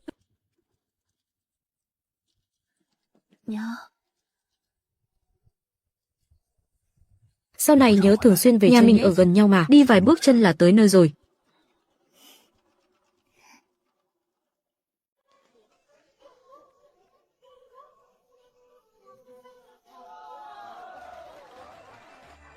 Mọi người ơi, cứ ăn uống tự nhiên thoải mái nhé. Anh Húc bảo rồi, hôm nay thịt rượu bao la cứ ăn uống thả ga nhé.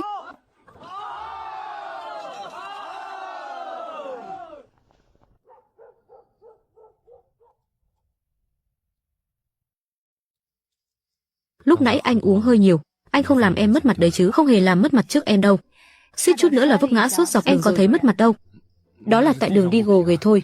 Thôi được rồi, lại đây ngồi đi. Để em giúp anh tháo cà vạt ra. Không cần đâu. Từ hôm nay trở đi, em chính là vợ của anh rồi. Sau này trong lòng anh chỉ có một mình em thôi. Em biết mà. Nguyệt nha, em có hối hận không? Hối hận chuyện gì chứ? Anh chỉ sợ em phải chịu uất ức thôi. Thiệt thòi cái gì chứ? Anh đối xử tốt với em là tốt hơn bất cứ thứ gì rồi. Nguyệt nha, em yên tâm đi. Sau này anh sẽ dốc sức kiếm tiền, để em được ở nhà cao cửa rộng, mặc quần áo đẹp. Ai cũng phải nể trọng em.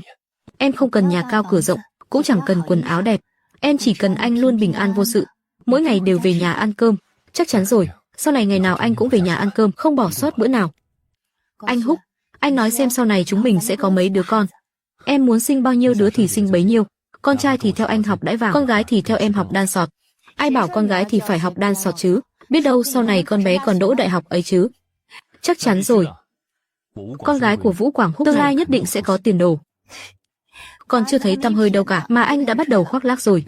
Dù sao cũng là chuyện sớm muộn thôi. Em mặc bộ này đẹp không? Không biết ngượng, ngượng gì chứ? Rảnh ghê. Hôm nay dậy sớm thế. Thế dọn dẹp rồi đi ngủ đi. Sau này ngày nào cũng được ngủ nướng rồi. Em sẽ nấu cơm cho anh. Cơm em nấu có ăn được không đấy? Sao lại không ăn được? Em học nhanh lắm. Anh đừng có coi thường. Thế thì anh đợi xem.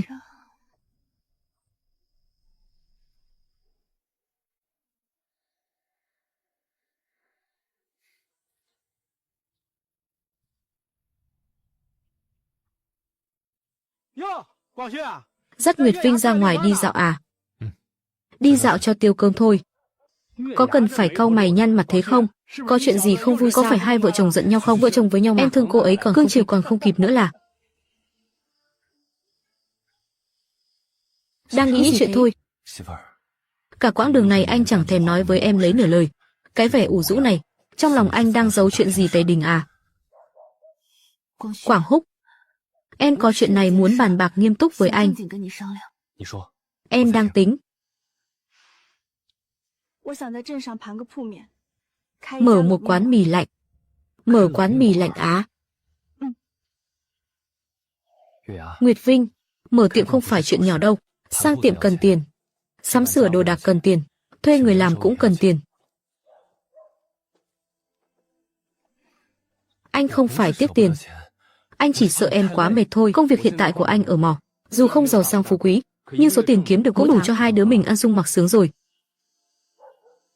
Nhà mình đâu có thiếu dăm ba đồng bạc lẻ đó. Em đi mở cái tiệm đó làm gì? Mở tiệm không phải chuyện đùa đâu. Phải thức khuya dậy sớm, tối mịt mới dọn hàng. Mùa đông còn phải rửa bát bằng nước lạnh. Anh nuôi nổi em mà, em biết. Nhưng mà anh có muốn nghe suy nghĩ của em không? Em biết anh nuôi nổi em, biết anh xót em. Nhưng em cũng muốn, ngoài việc làm vợ của Vũ Quảng Húc, còn muốn tự mình làm nên chuyện ở nhà rất tốt, nhưng thế giới đó nhỏ bé quá. Em muốn được kề vai sát cánh, em không phải đang làm bừa đâu. Anh xem này, em đã lập sẵn sổ sách rồi.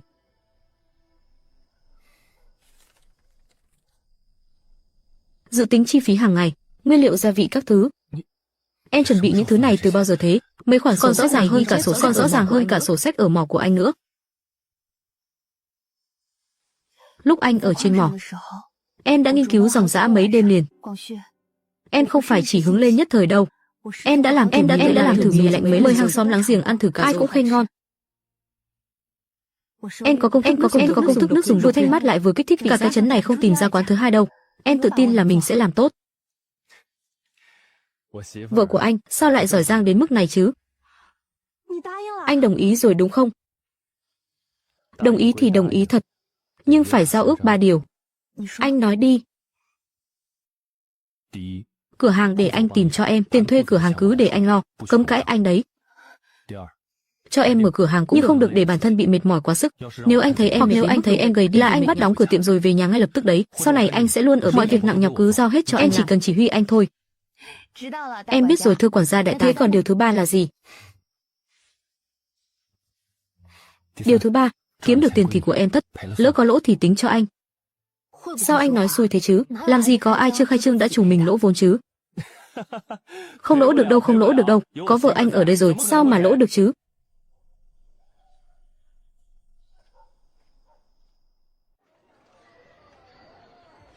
Nè,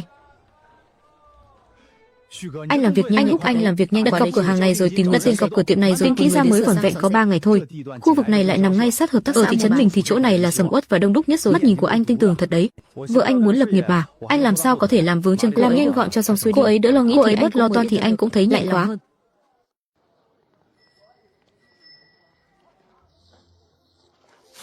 Sao anh mua nhiều thế này? Vẫn còn mấy món rau nữa, ngày mai là khai trương rồi đấy. Đồ giặt chuẩn bị đầy đủ hết thì em mới yên lòng được. Để anh làm cho. Chỉ có mấy bước chân thôi mà. Em vẫn bê được, em xếp được mà chứ có. Để em vào trong lau dọn lại cái bếp một lần nữa nhé.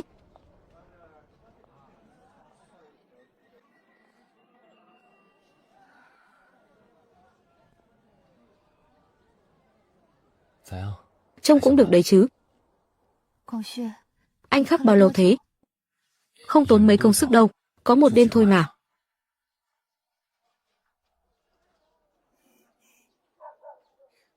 Dù sao rảnh rỗi cũng chẳng để làm gì, đây là lần đầu em mở tiệm, biển hiệu không thể làm qua loa được. Thế thì sau này em nhất định phải buôn bán thật tốt mới được để xứng đáng với tấm biển không phụ tấm biển này. Tất nhiên rồi. Nhưng mà buôn bán không tốt cũng anh lại khắc cái khác cho em.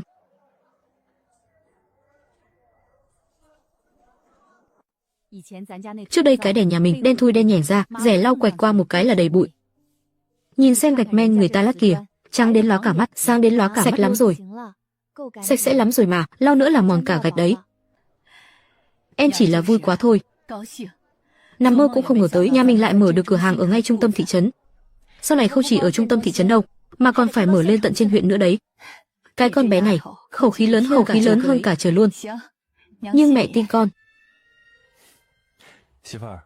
Anh cũng tin em. Anh Húc, chị dâu, giờ lành đến giờ cắt băng khánh thành rồi, mọi người trong phố đang chờ cả rồi. Đến lượt hai người ra mắt rồi.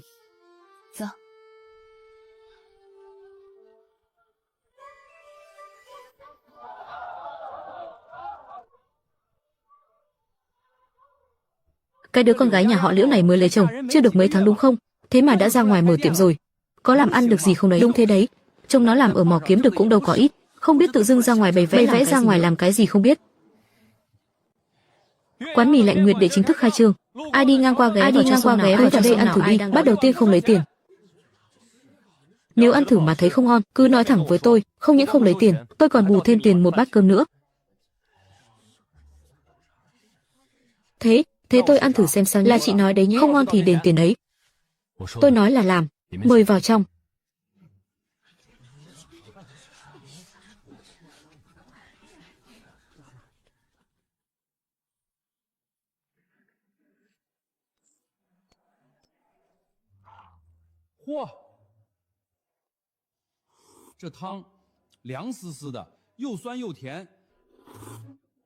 Sợi mì này dai giòn sần sật luôn này. Bà chủ ơi, cho tôi thêm một bát nữa, vị ngon hết sảy luôn. Ăn bát nữa là phải tính tiền đấy nhé. Cứ cho tôi thêm một bát, thêm cho tôi 2 lát thịt nữa nhé.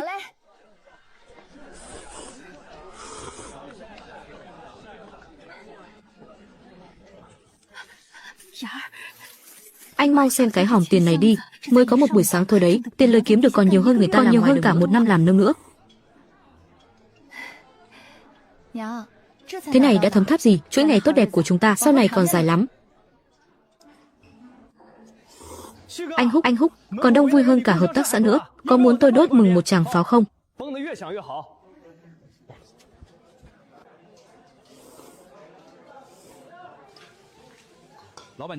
Đốt luôn đi chứ.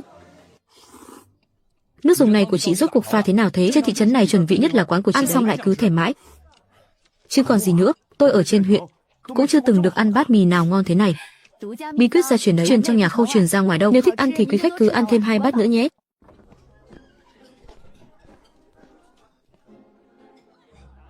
Anh đến đây là để ăn cơm hay là đến để kiếm chuyện? Mắt cậu dính chặt lên người anh Kiến Quốc rồi kìa, cậy thế nào cũng không ra nổi.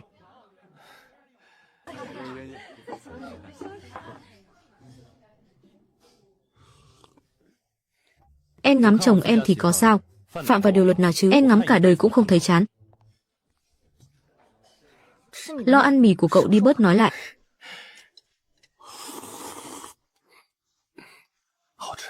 Ngon hơn nhà ăn trên mỏ phía Bắc gấp 100 lần.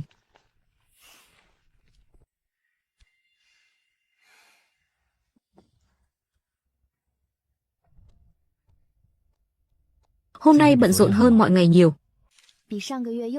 So với tháng trước lại kiếm thêm được 20 đồng. Cứ bán chạy thế đến cuối năm là có thể kiếm lại được tiền vốn sang nhượng cửa hàng rồi.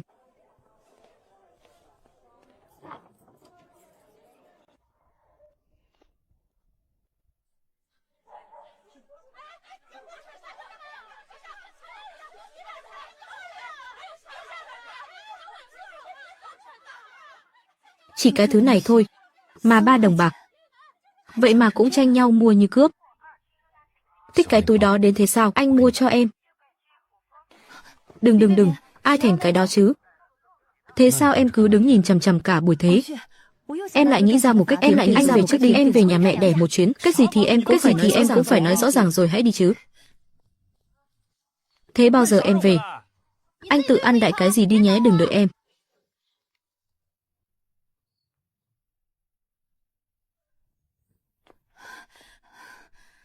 Có chuyện gì thế này? Sao lại chạy hồng hộc thế? Tiệm mi xảy ra chuyện gì rồi à? Không có chuyện gì đâu, buôn bán đang tốt lắm. Mẹ ơi, con nói cho mẹ nghe chuyện này. Vừa nãy trên đường về con đi ngang qua hợp tác, thấy mấy cô gái trên thành phố đang vây quanh một chiếc túi nhỏ đan bằng liễu gai. Chỉ là một cái thứ trông thô kệch vụng về. 3 đồng bạc vừa bày lên kệ là hết sạch ngay. Thế khác nào ăn cướp đâu chứ, nhưng người ta cứ tranh nhau mua đấy thôi. Mẹ ơi, con mới nghĩ thế này, mẹ đã đan lát cả đời rồi. Ai mà khéo tay nếu mình cũng đan loại túi đó, chẳng phải sẽ đẹp lại còn tinh xảo nữa. Mẹ xem liệu có bán được giá không? Mẹ đan thúng mủng cả đời rồi, mẹ đan cả đời đủ mọi kiểu rồi. Cái to nhất cũng chỉ bán được 2 hào. Chỉ với dăm ba cái nghề mọn đó, ai thèm bỏ tiền ra mua chứ? Vậy mình cứ đan thử một cái xem sao. Mẹ cứ làm theo lời con nói đi, đan xong rồi xem thế nào rồi tính tiếp. Thế này liệu có ổn không? Thử một chút, mẹ cứ yên tâm mà đan đi. Lúc thắt miệng đừng vặn chặt quá. Để lại một nút phần quai sách thì đan thêm một vòng dây, phía dưới thì thêm một đường vân xoắn. Cái con bé này toàn vẽ việc ra cho mẹ, toàn vẽ việc ra cho mẹ làm.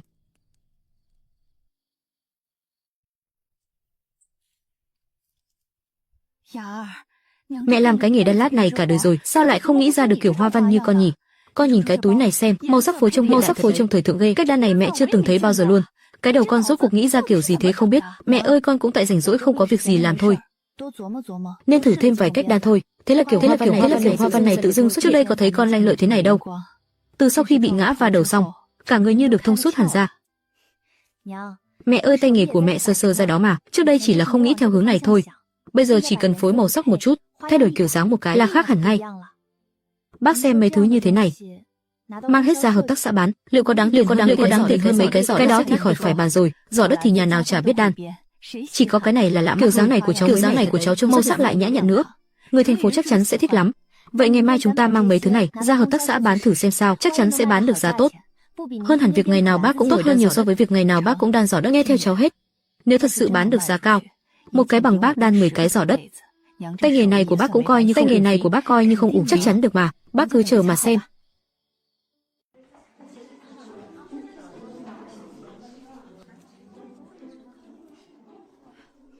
Cái này bao nhiêu tiền tôi mua? Cái kia nữa lại cho tôi nhé.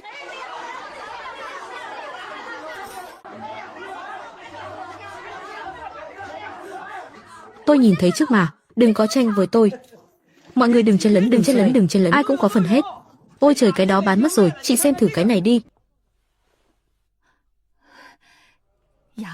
Mới thế mà, đã sắp bán hết sạch rồi, sắp bán hết veo rồi kìa. Cháu đã bảo rồi mà.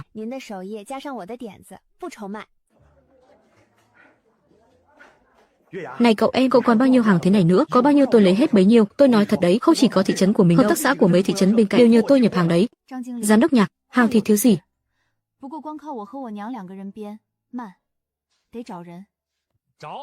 Anh cứ tìm, tôi thanh toán cho, chuyện này cứ quyết định thế đi.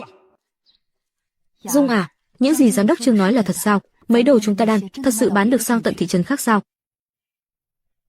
Đâu chỉ có mỗi thị trấn khác, sau này còn bán được đến tận thủ đô ấy chứ. Anh lại trêu em rồi, anh đừng có chọc em nữa. Anh đâu có gạt em. Tay nghề của em hoàn toàn xứng đáng với mức giá đó mà. Có điều một mình em thì đan sao xuể. Thế nên chúng ta phải đi tìm thêm người. Trong thôn mấy phụ nữ rảnh rỗi trong thôn thiếu gì đâu. Người khéo tay cũng chẳng ít, gom họ lại thành một nhóm, cùng làm một kiểu rồi gom lại đem đi bán. Làm bao nhiêu cứ một công làm họ vừa vui mà chúng ta cũng không thiệt. Liệu có ổn không anh? Người ta có tin mình không? Cứ thử là biết ngay mà. Em nghe theo anh.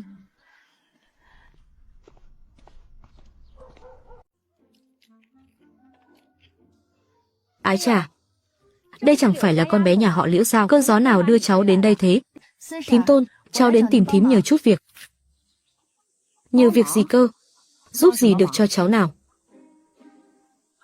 Thím xem cái này đi.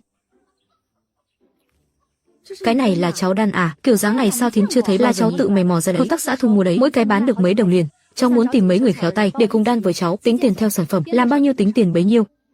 Thật không đấy? Cháu không lừa bác chứ? Bác nhìn xem này, đây là hóa đơn bán hàng hôm qua. Trên này ghi rõ ràng lắm.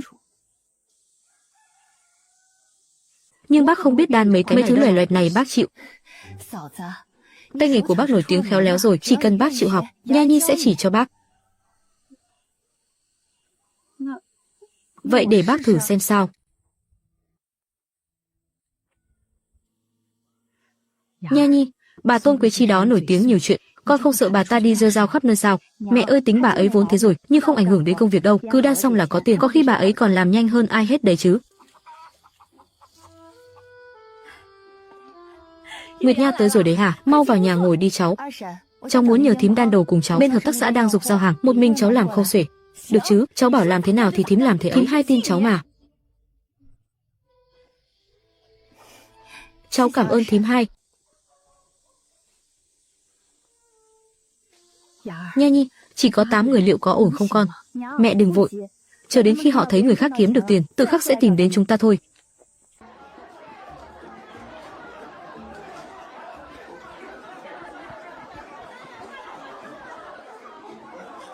Cái này bao nhiêu tiền thế? Tôi lấy 2 cái. Cái giỏ hoa quả kia để dành cho tôi một cái nhé.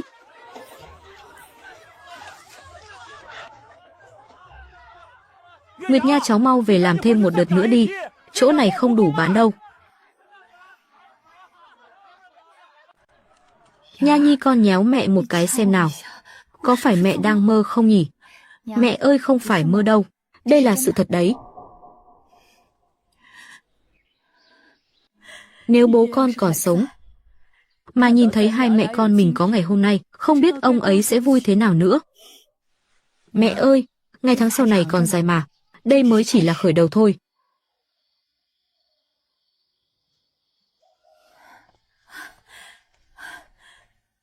Nguyệt Nha, cháu về rồi đấy hả? Thím ba, hỏng rồi. Lúc nãy thím lên thị trấn, đi ngang qua hợp tác xã, thấy có người cũng đang bán. Cái túi đeo chéo giống hệt cái cháu đan. Thím có hỏi thử một câu, họ bảo là ở thôn Tống Lâm có một người phụ nữ mang đến, bán rẻ hơn nhà mình 2 hào. Giống hệt luôn sao? Thím đã nhìn rất kỹ rồi, kiểu dáng màu sắc đến cách đan đều y như nhau. Mặc dù không được tinh xảo như của nhà mình, nhìn lướt qua thì chẳng phân biệt nổi. Thế giờ tính phải làm thế nào? Người ta bán rẻ hơn mình, khách chẳng phải sẽ chạy sang bên đó hết sao?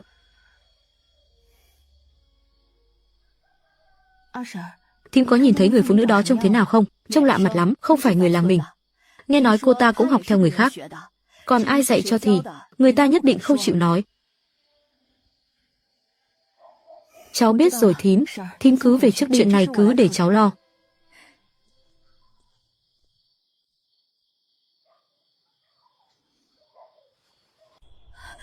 Nha Nhi con định tính sao đây, có cần đi tìm người đó hỏi cho rõ không? Mẹ ơi, giờ mình có hỏi thì ai người ta chịu nhận chứ? Chuyện này sớm muộn gì cũng xảy ra, mình không thể trông mong người ta không bắt chước được, chỉ có thể tự làm tốt hơn họ thôi. Thật ra, tôi đã nghĩ đến ngày này từ lâu rồi.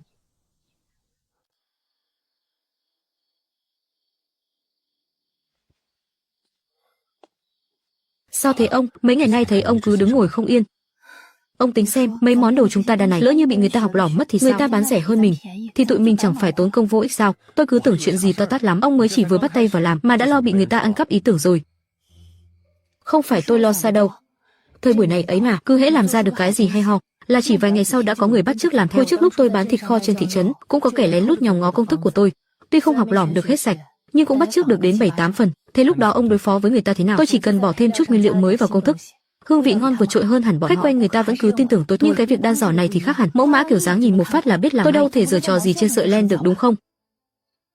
Ông có biết trong xưởng đãi vàng của chúng thứ gì là đáng giá nhất không? Mạch vàng chứ gì? Đúng thế đấy. Cốt lõi của một mỏ vàng chính là vị trí của mạch vàng. Người biết được vị trí đó, chẳng bao giờ hé răng nửa lời với ngoài vào làm thì cũng chỉ làm đào các gánh nước với lại sàng vàng thôi. Cho dù có người học lỏm được cách sàng vàng đi chăng nữa mà không tìm thấy mạch vàng thì cũng bằng thừa thôi. Vậy điểm mấu chốt cho mấy mẫu đan này của ông là gì?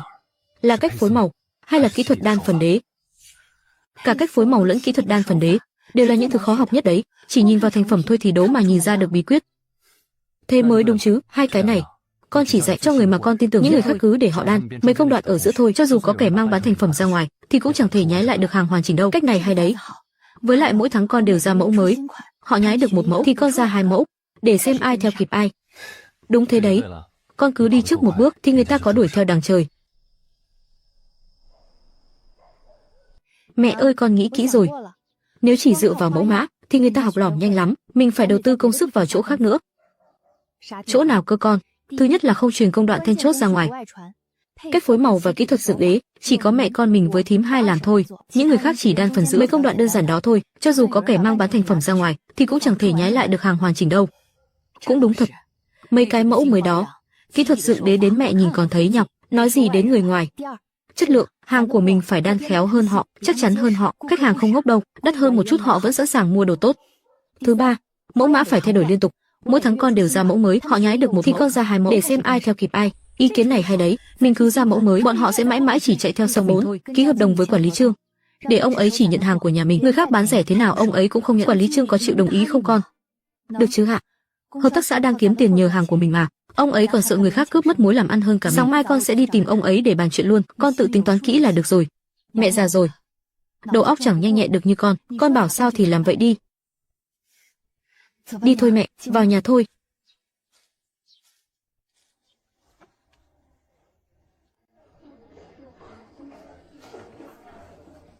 Nguyệt Nha đến rồi à? May quá, hàng hôm qua vừa bán hết sạch xong, cháu mau chuyển thêm một đợt nữa đến đây đi. Quản lý Trương, cháu đến để bàn với chú một chuyện. Hôm qua có người mang túi xách nhái mẫu nhà cháu đến đây bán, rẻ hơn bên cháu 2 hào. Chú biết chuyện này chứ? Chú biết. Nhưng chú không lấy. Mẫu mã thì giống đấy, nhưng đan bị lỗi nhiều và nhìn qua là biết không bền rồi. Quản lý Trương, cháu muốn ký với chú một bản hợp đồng, sau này chỗ chú chỉ nhận hàng của nhà cháu thôi. Cháu đảm bảo sẽ cung cấp đủ hàng và đúng hẹn. Mẫu mã cũng sẽ được đổi mới mỗi tháng, chất lượng chỉ có tốt hơn chứ không kém đi. Con bé này khéo tính toán ghê cơ. Nhưng mà, được, chú tin cháu. Chúng ta ký hợp đồng cung cấp độc quyền đi, người khác có mang đến chú cũng nhất quyết không nhận. Cháu cảm ơn quản lý Trương.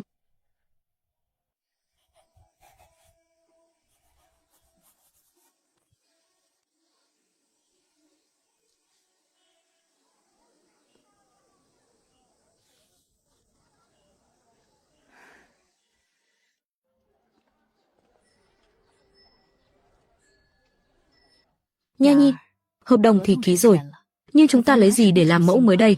Trong lòng con đã tính kỹ chưa? Mẹ ơi, mẫu mới con vẽ xong từ lâu rồi, chỉ còn chờ bắt tay vào đan thôi. Lát nữa gọi mọi người đến nhà mình đi, con sẽ cầm tay chỉ việc, nhân tiện cũng mượn cơ hội này để lập ra quy định luôn. Được rồi, vậy chúng ta mau về chuẩn bị thôi. Đây lại là mẫu mới à? Đẹp hơn cả lần trước nữa.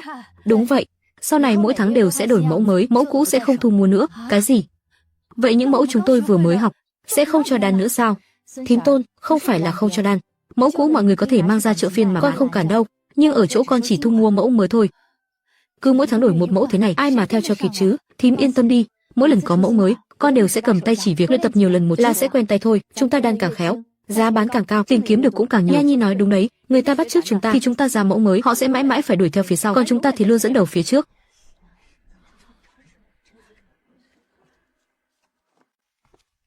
Mẹ ơi, con đoán người làm lộ mẫu đan ra ngoài là thím Tôn. Sao con biết được?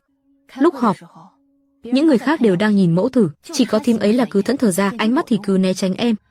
Mà thím ấy lại là người học mẫu mới nhanh nhất, tay nghề cũng khéo léo nhất. Nếu có truyền ra ngoài thì chỉ có thể là thím ấy thôi. Thế em định tính sao? Đuổi thím ấy đi à? Không, đuổi thím ấy đi rồi, thím ấy quay đầu lại đi đan cho người khác ngay, chi bằng cứ giữ lại để thím ấy làm nhiều việc hơn, kiếm nhiều tiền. Khi đã nếm được vị ngọt từ khắc thím ấy sẽ không truyền ra ngoài nữa. Lúc tan họp em đã nói với thím ấy, ngày mai bảo thím ấy em sẽ dạy riêng cho thím ấy vài cách đan mới.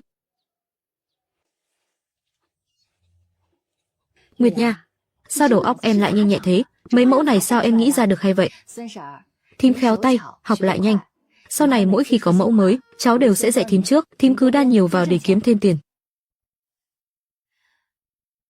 Nguyệt Nha, cháu không trách thím sao? Cháu trách thím chuyện gì cơ chứ? Nguyệt Nha, thím nói thật với cháu. Cái mẫu lần trước là ở làng Tống Lâm, chị dâu bên nhà ngoại đến tìm thím bảo là muốn học thử, nên thím mới chỉ cho chị ấy vài cách đan. Thím không ngờ là chị ta lại mang đi bán. Thím Tôn, chuyện cũng qua rồi. Nếu thím muốn tiếp tục làm với cháu, sau này chúng ta cứ theo quy định mà làm, mẫu mới không được truyền ra ngoài, chúng ta cùng nhau kiếm tiền. Thím yên tâm đi, sau này ai hỏi thím cũng không dạy nữa đâu. Thím có lỗi với cháu quá, con đã có được lòng tin của mọi người rồi, tiếp theo chỉ cần dốc toàn lực vào việc sản xuất hàng hóa thôi.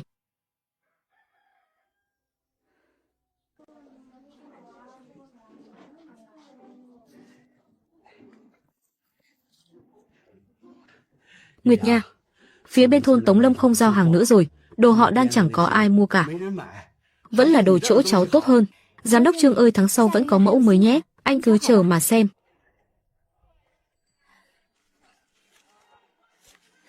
Nha Nhi, con đi từng bước một thế này thật là vững chắc. Mẹ ơi, đây mới chỉ là bắt đầu thôi, đợi khi chúng ta gom đủ tiền sẽ mở một xưởng sản xuất nhỏ, tuyển thêm nhiều người làm nữa. Đến lúc đó không chỉ có túi xách hay đồ trang trí, mà còn có thể đan cả bàn cả ghế, bán cho các trung tâm thương mại lớn ở trên phố.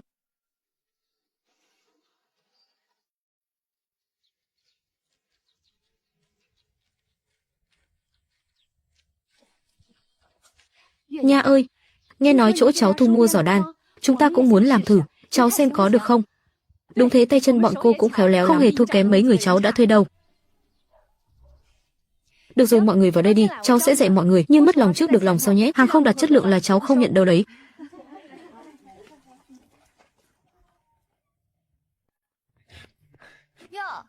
Hôm nay mặt trời mọc đằng Tây hay sao thế? Sao anh lại về sớm thế này? Nhìn anh hớn hở thế kia, nhặt được bảo bối rồi à? Vào nhà đi, chúng ta vào nhà nói chuyện.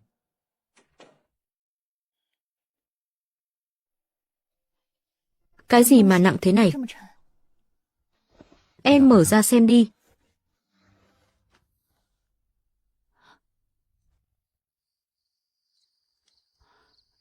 Nhiều thế này cơ à? Anh đi cướp kho vàng nhà ai thế hả? Lần này đúng là tổ tiên phù hộ rồi, anh làm theo cuốn sổ tay tìm mà ông nội để lại, rồi lên chỗ sườn dốc hoang vắng phía sau núi chờ suốt 3 ngày liền. Hôm nay nhát đầu tiên đào xuống đã thấy vàng rồi, thằng nhóc Lý Vĩnh Cương lúc đó suýt chút nữa là nhảy cẫng lên tận trời rồi. Vợ à, chất lượng ở khu đó lớn hơn nhiều so với cái mỏ trước. Đây của chúng ta, cuộc sống của chúng ta thực sự sắp được đổi đời rồi. Tiền tài luôn làm mờ mắt người ta, túi vàng này là tấm vé để bước vào phú quý, nhưng cũng có thể là lá bùa gọi họa sát thân. Nhóm của Quảng Húc đang ở trên núi, đánh cược cả mạng sống để làm việc. Nếu không chú ý an toàn cho thật cẩn thận, thì núi vàng núi bạc cũng bằng thừa. Quảng Húc, anh nói thật cho em biết đi, chuyện về mỏ quặng mới này, ngoài mấy người dẫn đầu các anh ra, thì còn ai biết nữa không? Chỉ có anh Vĩnh Cương, Quảng Thành và Hàn Đông biết thôi, mấy người làm việc lặt vặt bên ngoài, anh còn không cho họ lại gần khu vực khai thác. Thế thì tốt. Anh nhớ kỹ này, chuyện này trời biết đất biết, ngoài 4 người các anh ra thì đến cả anh em ruột cũng phải giấu cho kỹ. Anh biết điều gì quan trọng mà, tài sản không được để lộ ra ngoài, lúc xuất hàng phải chia ra thành từng đợt, đừng để một phát thu hút hết sự chú ý của tất cả mọi người. Trên trấn có bao nhiêu người đang rình mò động tĩnh nhà mình, anh rõ hơn em nhiều.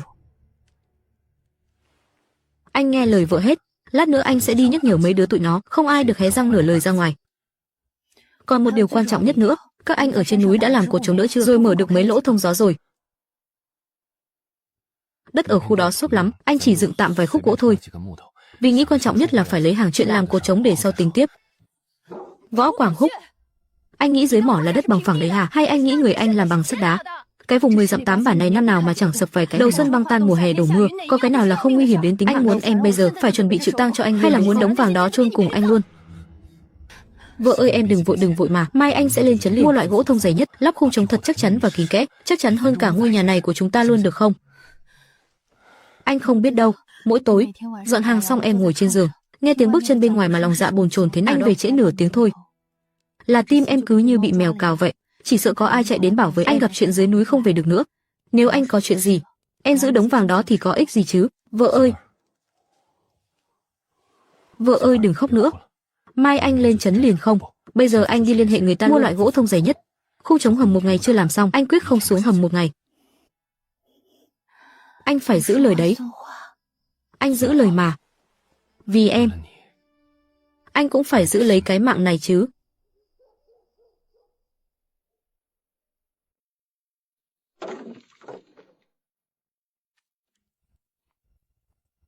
Anh Húc anh điên rồi sao? Đây là gỗ thông loại tốt nhất đấy, nhà mình xây nhà còn nỡ dùng loại dày thế này mà anh lại mang hết đi làm khu chống hầm mỏ này có sập đâu chứ? Thế này chẳng phải là phí của trời sao? Chú biết cái quái gì chứ? Đây là mệnh lệnh tuyệt đối của vợ anh. Khu chống chưa làm xong, ai cũng không được xuống hầm. Chú có tin anh đi mách với chị dâu rằng chú chê gỗ này quá dày không? Đừng mà. Cái miệng của chị dâu nói năng ghê gớm thật đấy. Đã vậy còn nói là làm liền nữa chứ. Nghe rõ chưa hả? Anh Húc bây giờ đúng chuẩn sợ vợ rồi. Bị quản nghiêm thế cũng tốt, đỡ cho có ngày anh của tụi mình mất ở trong hầm mỏ lúc nào không biết. Mấy đứa nhớ kỹ cho anh, tiền thì có thể kiếm từ từ, nhưng mạng sống chỉ có một thôi. Sau này mỗi ngày trước khi xuống hầm, ai không kiểm tra khung chống đỡ thiếu một cây gỗ chống thì cút xéo ngay lập tức cho anh. Vũ Quảng Húc tôi không nuôi những kẻ coi thường mạng sống. Biết rồi anh Húc. Giữ mạng là quan trọng nhất, phải nghe lời chị dâu thôi. An toàn là trên hết, an toàn là trên hết. Quảng Húc, vẫn chưa nghỉ ngơi sao cháu? Hôm nay chú thay mặt anh Kim Thuận của cháu đi một chuyến để đến đây tìm cháu. Anh Kim Thuận á, chú lão can. Cái tên Phùng Kim Thuận này lại xưng huynh gọi đệ với tôi thế nhỉ? Tôi và anh ta đâu có thân thiết không gì. Thân thì có sao đâu. Quảng Húc à, anh Kim Thuận của cháu bảo rồi, cái tài đẽ vàng trong vòng 100 dặm quanh đây thì ngón nghề gia truyền của nhà họ Vũ các cậu ấy phục sát đất luôn đó. Nhưng Quảng Húc à, thời buổi này đơn thương độc mã không ổn đâu. Nhà họ Phùng của cậu ấy ở đã làm ăn bao nhiêu năm nay, quan hệ rộng mánh lới nhiều, đến cả người của sở quản lý mỏ cho cậu ấy cũng phải mời một điều. Cháu xem, nếu hai bên mà hợp tác với nhau thì đống vàng ở vùng núi phía sau kia còn có phần của ai khác nữa không? Kim Thuận nói rồi, sau khi góp vốn chung, cậu ta chỉ lấy 3 phần thôi. Bên cháu bỏ kỹ thuật, bỏ mỏ quặng, cậu ta chịu trách nhiệm chạy thủ tục, lo lót quan hệ, chia 37. Cháu 7 cậu ta 3. Quảng Húc cháu cứ đi hỏi khắp cái trấn này xem, có ai đưa ra được điều kiện hời hơn thế này không? Chú lão cán, phiền chú phải chạy một chuyến thế này. Nhờ chú về nói lại với Phùng Kim Thuận một tiếng, mỏ quặng của nhà họ Vũ không trúng vốn, cũng không bán. Quảng Húc cháu kìa, cháu nghĩ lại đi xem sao. Điều kiện hời thế này không phải lúc nào cũng có đâu. Không cần nghĩ đâu. Nhà cháu tự đào mỏ của nhà mình, không cản đường ai, cũng không muốn ai cản đường nhà cháu cả. Đã nói đến nước này rồi, khuyên nữa thì lại thành ra tôi không biết điều. Được thôi, cứ chờ xem. Cháu cứ suy nghĩ kỹ đi, không phải vội. Chúng ta còn nhiều thời gian mà.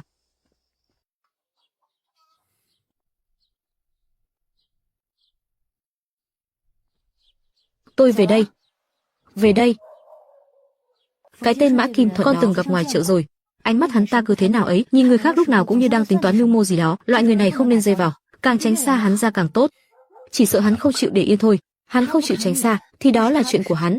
Chỉ cần hắn đừng thò tay vào trong sân nhà mình thì chúng ta cứ coi như không có chuyện gì. Đi thôi, vào nhà đi.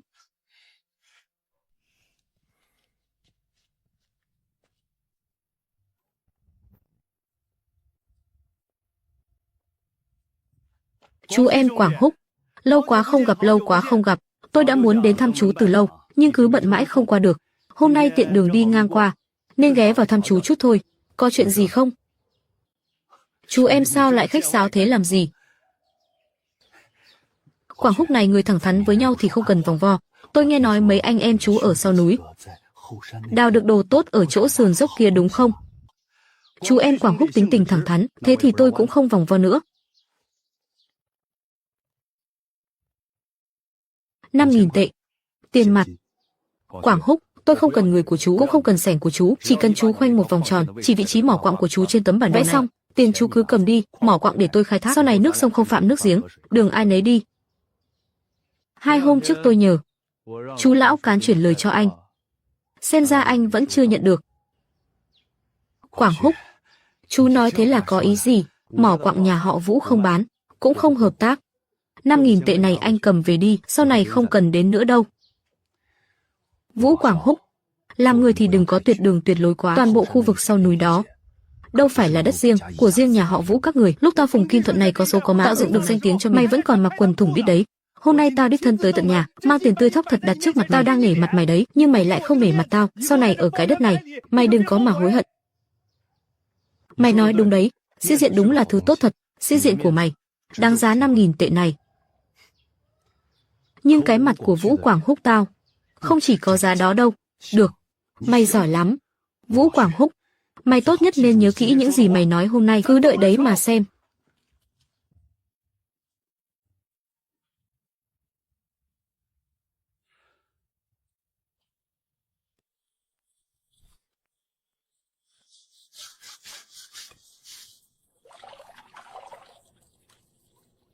Anh Húc, chất lượng mẻ này càng ngày càng tốt rồi đấy.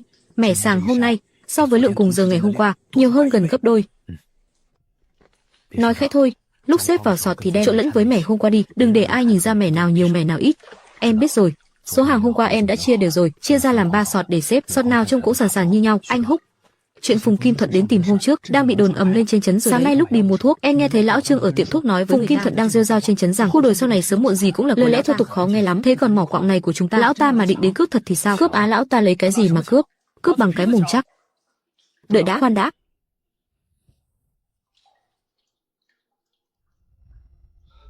Không ổn rồi, chạy mau.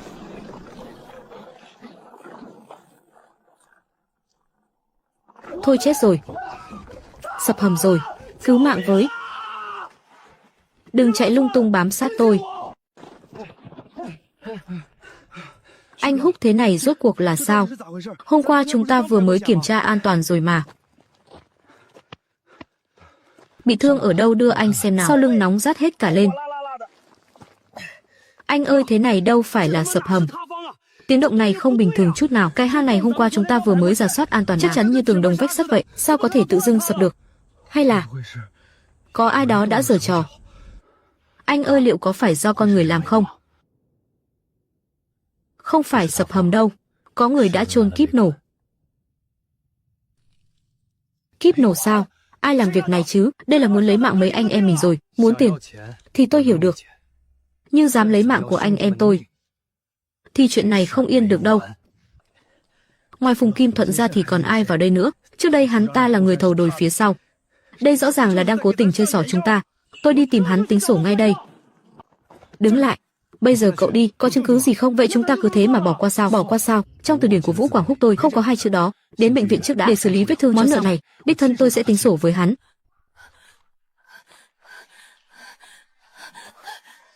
Làm em sợ chết khiếp đi được.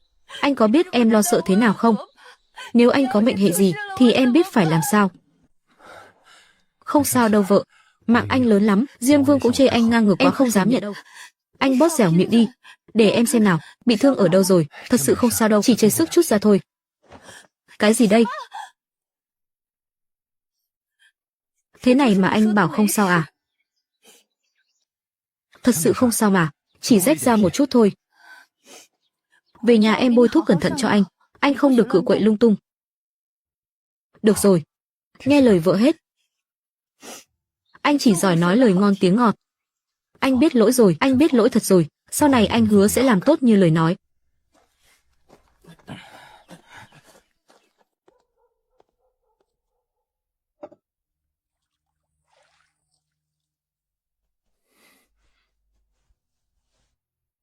Vụ sập hầm mỏ là tai nạn ngoài ý muốn hay có kẻ cố tình muốn lấy mạng các anh?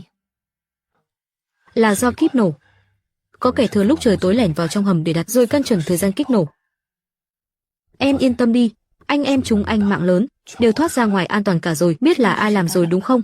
Phùng Kim Thuận. Ngoài lão ta ra thì không còn ai khác. Có bằng chứng gì không? Không có, tên khốn đó làm việc quá sạch sẽ, không bắt được tại trận. Nhưng kíp nổ là thứ được kiểm soát rất nghiêm ngặt, tiệm tạp hóa trên thị trấn không đời nào mua được, phải lấy từ nơi chuyên cung cấp thiết bị nổ dân dụng, lại còn phải có giấy chứng nhận của mỏ nữa. Nếu không có giấy chứng nhận của mỏ, các kênh chính quy căn bản không thể nào lấy được kíp nổ, cho nên anh nghi ngờ sau lưng hắn có người chống lưng, hoặc là hắn đã tìm đến chợ đen.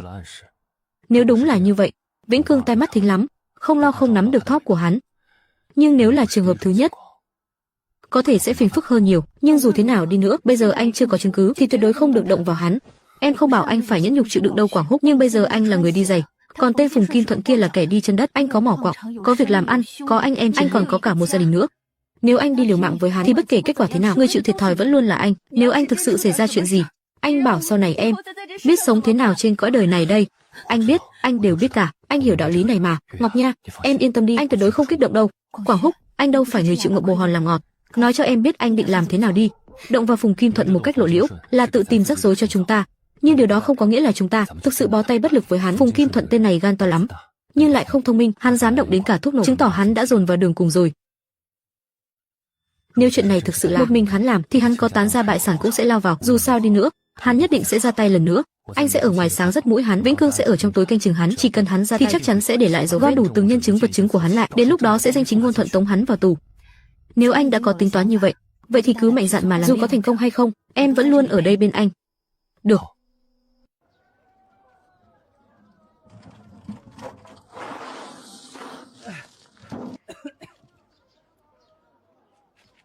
Ô kìa Vĩnh Cương, sáng sớm ra cậu trở từ trên núi, một xe đá thải xuống làm gì thế, để lát đường à? Lát đường gì chứ anh, hay nhìn xem này, đây đâu phải là đá. Ôi trời, đúng là vàng thật này. Vĩnh Cương, cái này ở đâu ra thế? Đống phế liệu cũ chất đống trên mỏ mấy tháng trời rồi, hồi đó tụi em không biết, chỉ lo sàng cát sông, nên coi mấy loại đá cứng này là rác rồi vứt hết đi. Hôm qua mới phát hiện hàm lượng vàng bên trong không hề thấp, chỉ là tinh luyện hơi tốn công sức. Không phải hầm mỏ của anh Húc vừa mới sập, đang gom tiền đấy, đang tính toán xem có mấy trăm tấn xỉ thạch kia với giá rẻ để đổi lấy ít tiền mặt. Đã có vàng bên trong, sao các cậu không tự giữ lại mà thong thả tinh luyện? Thong thả luyện thì làm gì có thời gian đó, nghiền nát đãi lọc các thứ, xong một quy trình như thế tốn bao nhiêu nhân công chứ? Hầm mỏ sập rồi, mấy anh em còn đang đợi phát tiền trợ cấp giải tán nữa. Anh Húc bảo rồi, đổi được đồng nào hay đồng ấy, không có thời gian dây dưa với đống đá đó nữa đâu. Vĩnh Cương, đống xỉ mỏ đó chất ở đâu vậy? Đi mà hỏi anh Húc ấy.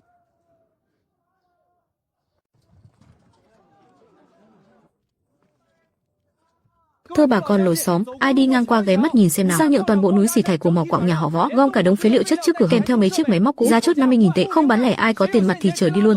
Ôi trời. Cậu Uông à, 50.000 tệ không phải là con số nhỏ đâu. Ngọn núi xỉ thải đó rốt cuộc có bao nhiêu hàng tồn vậy? Tay nghề nhìn quặng của nhà họ Võ, cả cái thị trấn này ai mà không. Nếu không phải vì sập mỏ, đang cần tiền gấp để chia cho anh thì mỏ vàng này làm sao đến lượt người ngoài. Nói thật cho anh biết luôn, cái bãi xỉ thải đó ít nhất cũng phải 200-300 tấn, hàm lượng vàng bên trong thế nào chính tôi cũng không dám chắc. Hôm qua tôi xúc bừa 3 xẻng, mà sàng ra được gần 2 gam vàng. Nếu sàng hết đống đó ra bao nhiêu thì anh tự tính đi. Hàn Đông này anh Húc của các cậu thực sự cam lòng bán sao? Đúng thế đấy. Không nỡ thì cũng phải chịu thôi, sập mỏ rồi thì mạng sống là quan trọng nhất. Đống phế thải đó cứ vứt xó đấy cũng phí, chi bằng bán đi lấy tiền chữa trị cho anh em. Tôi chỉ nói thế thôi. Ai muốn mua thì tự đi tìm anh Húc mà bàn.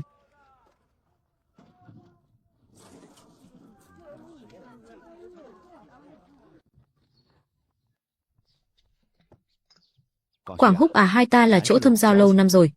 Cậu nói thật cho tôi biết đi, đống quặng thải cả trăm tấn đó, rốt cuộc mỗi tấn lọc ra được bao nhiêu vàng?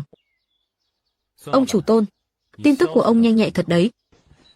Cả thị trấn đang đồn ầm lên kia, sao tôi có thể không nghe thấy được chứ? Quảng Húc, chúng ta đừng vòng vo nữa. Nếu cậu đồng ý, tôi sẽ ôm trọn cả cái bãi quặng thải, giá cả cứ việc thương lượng. Vĩnh Cương, ra chiếc xe ngoài cửa xúc bừa 3 xẻng mang vào đây.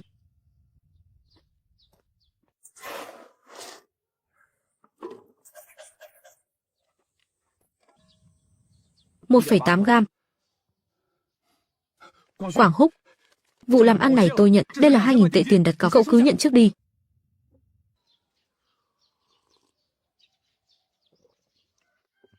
Ông chủ Tôn, luật lệ không thể phá bỏ, tôi đã bắn tin ra ngoài rồi. 3 ngày sau, ngay tại khoảng sân này của tôi sẽ tổ chức một buổi đấu giá, ai trả giá cao nhất thì bãi quặng thải thuộc về ai, công bằng minh bạch, càng không sợ bị người ta bàn tán. Quảng Húc, cậu phải hé lộ cho tôi chút thông tin đấy.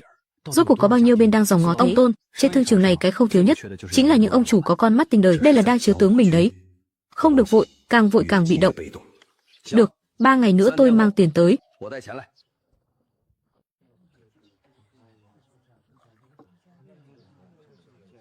Thưa mọi người, hôm nay đồng chí Liễu Nguyệt Nha đã mời tôi đến để làm người làm chứng. Toàn bộ quy trình đấu giá, từ ra giá, tăng giá đến giá chốt, tôi đều sẽ ghi chép rõ ràng từng nét vào sổ, tuyệt đối không mập mờ. Mọi người cứ yên tâm ra giá, ký thỏa thuận xong là tính.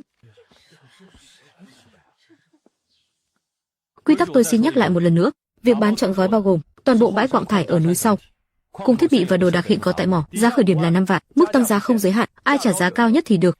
Ký thỏa thuận xong, trả tiền ngay tại chỗ, nhận hàng ngay tại chỗ, không được ghi nợ, không có dây dưa về sau. 5 vạn 1, 5 vạn 2. Đừng có bủn xỉn thế chứ. 5 vạn 5.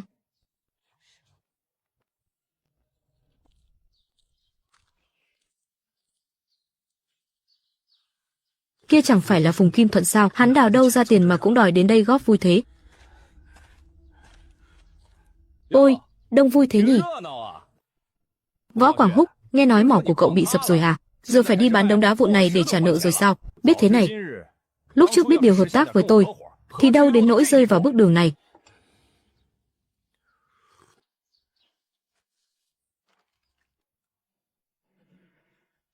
Bảy vạn. Không theo nữa, không theo nữa. Thế này thì đâu còn là mua quặng thạch, đây là tiền mua mạng đấy. Cậu điên rồi, đó là Phùng Kim Thuận đấy. Miếng mồi ngon đã bị tên trùm đất mà cậu cũng dám thò đũa vào. Sao không có ai trả giá tiếp thế? Võ Quảng Húc, đống đá nát đó của anh, Phùng Kim Thuận tôi mua lại rồi. 7 vạn có ai thêm giá nữa không? Quản lý Trương ghi lại đi. 7 vạn lần 1. 7 vạn lần thứ nhất. 7 vạn lần thứ ba. 8 vạn.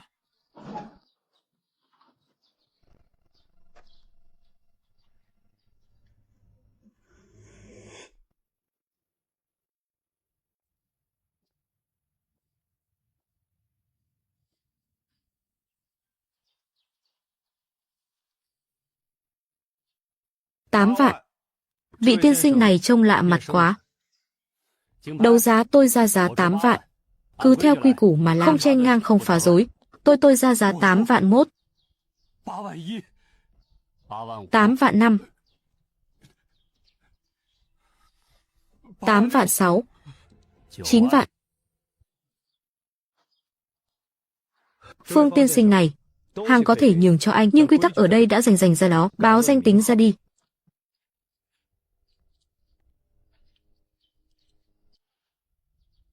Sư phụ Võ ngưỡng mộ danh tiếng đã lâu. Công ty Tân Đạt chúng tôi đối với núi phía sau vẫn luôn rất quan tâm đến tài nguyên khoáng sản. Hôm nay đúng lúc đi ngang qua, nghe nói chỗ sư phụ Võ có bảo bối muốn bán, nên mới tiện đường ghé qua góp vui. Phùng Kim Thuận, vì mỏ quặng của sư phụ Võ đã bị sập rồi, dù Tân Đạt chúng tôi không mua, thì người khác cũng sẽ mua thôi. Mua bán mà không thành thì tình nghĩa vẫn còn đó. Anh xem có phải đạo lý này không? Quản lý Phương trước khi đưa tiền ký thỏa thuận, có chuyện tôi phải đứng trước mặt tất cả mọi người để tuyên bố rõ. Thứ tôi bán là đống quặng thải, chứ không phải mạch quặng. Mạch quặng là của nhà nước. Võ Quảng Húc tôi không có quyền chuyển nhượng. Sau khi anh mua bãi xỉ quặng này, chỉ được phép khai thác trong phạm vi bãi, không được lấn sâu vào trong mạch quặng. Điều này phải ghi rõ trong hợp đồng. Yên tâm đi, Tân Đạt chúng tôi là công ty làm ăn đàng hoàng, mọi thứ cứ theo đúng quy định mà làm. Bãi xỉ quặng thì vẫn là bãi xỉ quặng, sẽ không có chuyện vượt quá ranh giới đâu. Đã vậy thì hai vị ký hợp đồng đi thôi. Tôi đã soạn sẵn hợp đồng từ trước khi đến rồi. Hai vị xem qua thử xem, có chỗ nào cần sửa lại không?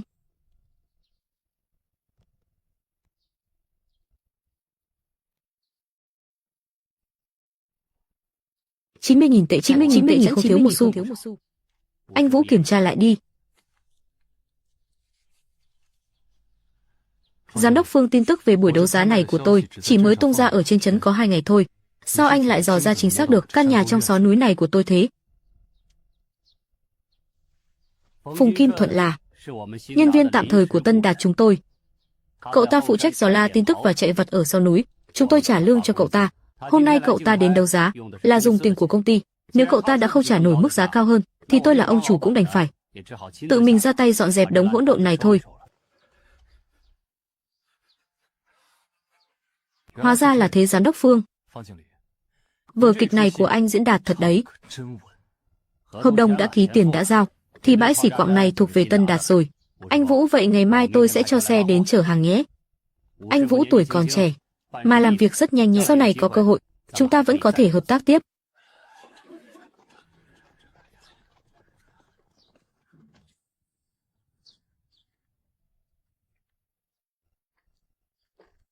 Người ta đi cả rồi, sao mày còn chưa cút đi, hay là đợi tao rót trà cho mày nữa?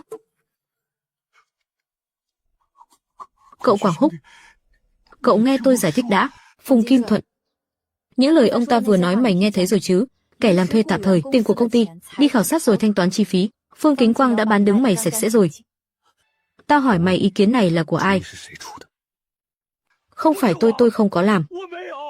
Anh Quảng Húc ơi, anh nghe tôi giải thích đã.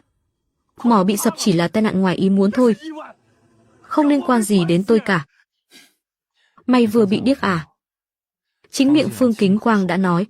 Mày là người làm thuê của ông ta. Từng đồng mày chi ra để mua kíp nổ. Mỗi một địa điểm chết người mà mày đi đều được ghi chép rõ ràng trong sổ sách của người ta rồi. Ông ta đang nói bậy đấy. Nói bậy sao? Loại người như Phương Kính Nghiêu, mày nghĩ ông ta sẽ không chừa đường lui cho mình? Hợp đồng bảng lương giấy tờ thanh toán bây giờ chắc là đang khóa hết trong ngăn kéo bàn làm việc của ông ta. Chỉ cần xảy ra chuyện, chỉ cần có người điều tra, ông ta chỉ cần bày mấy thứ này lên bàn là có thể phủi sạch mọi trách nhiệm một cách dễ dàng. Lúc đó ông ta vẫn là ông chủ Phương trong sạch. Còn mày Phùng Kim Thuận chính là kẻ vì cướp mỏ mà cho nổ chết 3 người rồi gánh trọng tội.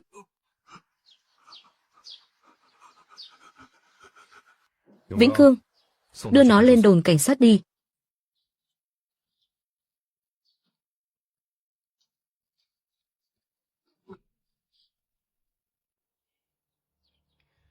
Mang theo cả mấy khúc gỗ bị cháy xém trong hầm mỏ nữa. Đó là bằng chứng đanh thép, bảo Quảng Thành và Thạch Đầu đi cùng luôn. Kể lại rõ ràng vụ sập hầm ngày hôm đó. Từ đầu đến cuối khai ra cho thật rõ ràng, không được bỏ sót bất kỳ chi tiết nhỏ nào. Anh cứ yên tâm đi, không một đứa nào chạy thoát được đâu.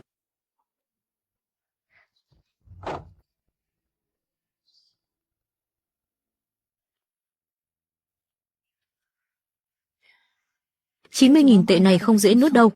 Tưởng là Phương Kính Quang đền 90.000 tệ để mua một đống đá vô dụng, đợi đến khi ông ta nhận ra thì đã khoản nợ này kiểu gì cũng tính lên đầu anh. Anh có tính toán gì rồi sao? Tạm thời thì chưa có, nhưng hắn có đường đi của hắn, anh cũng có cách của anh. Hắn có thể dùng tiền mở đường, thì anh cũng có thể chặn đứng đường của hắn. Cùng lắm thì hai bên đều thiệt hại thôi. Cũng may là hắn tính toán khoản này lên đầu của anh. Nếu là tính lên đầu người khác, thì mọi chuyện còn tồi tệ hơn nhiều. Lại nói mấy lời xui xẻo này rồi đấy.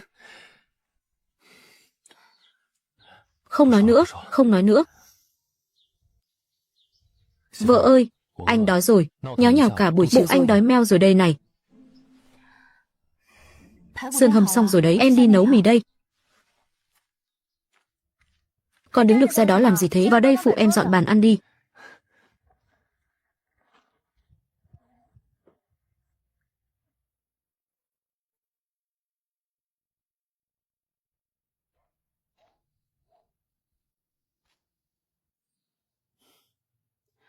Đang nghĩ gì thế anh? Ngồi thẫn thờ cả buổi rồi, mắt chẳng thèm chớp lấy một cái. Anh đang nghĩ về chuyện hôm nay.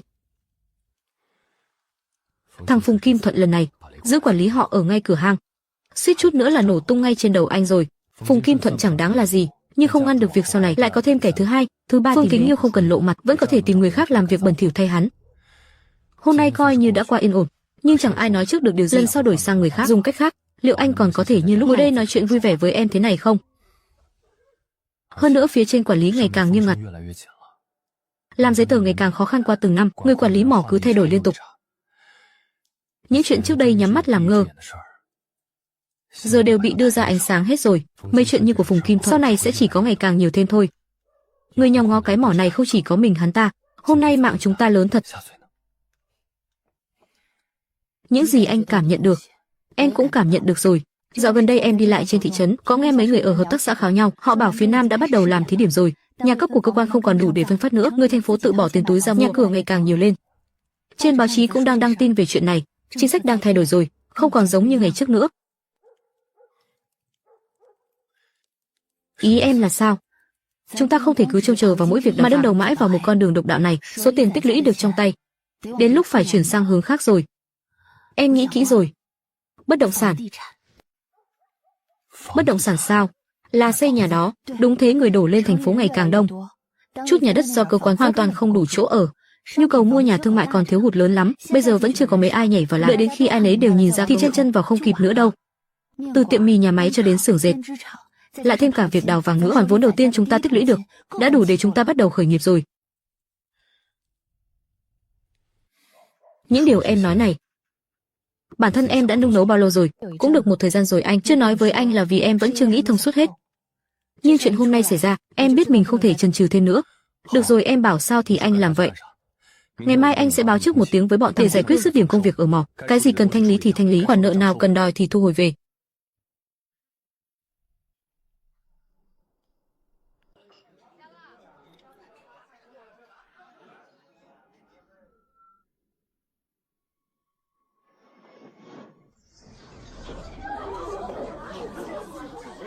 Chị Liễu, chị sao thế này?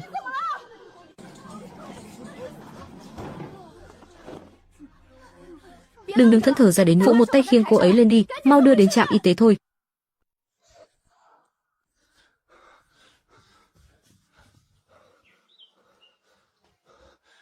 Có chuyện gì thế? Anh nghe người ta nói em bị ngất xỉu ở cửa hàng. Giờ em thấy trong người thế nào rồi? Không sao đâu, bác sĩ đang khám rồi. Bác sĩ ơi, cô ấy thế nào rồi? Nguyên nhân vì sao lại ngất xỉu thế ạ? Yên tâm đi, người không sao đâu. Chỉ là mấy ngày nay mệt mỏi quá thôi, khí huyết hơi kém. Cộng thêm thay đổi tư thế đột ngột quá, máu không kịp lưu thông lên não nên mới bị ngất đi một lát. Nhưng có chuyện này tôi phải dặn dò hai người. Cô ấy có tin vui rồi, được hơn 1 tháng rồi. Đây là lúc cần phải tĩnh dưỡng thật tốt. Về nhà đừng để cô ấy phải vất vả lo toan nữa. Có tin vui rồi sao? Bác sĩ?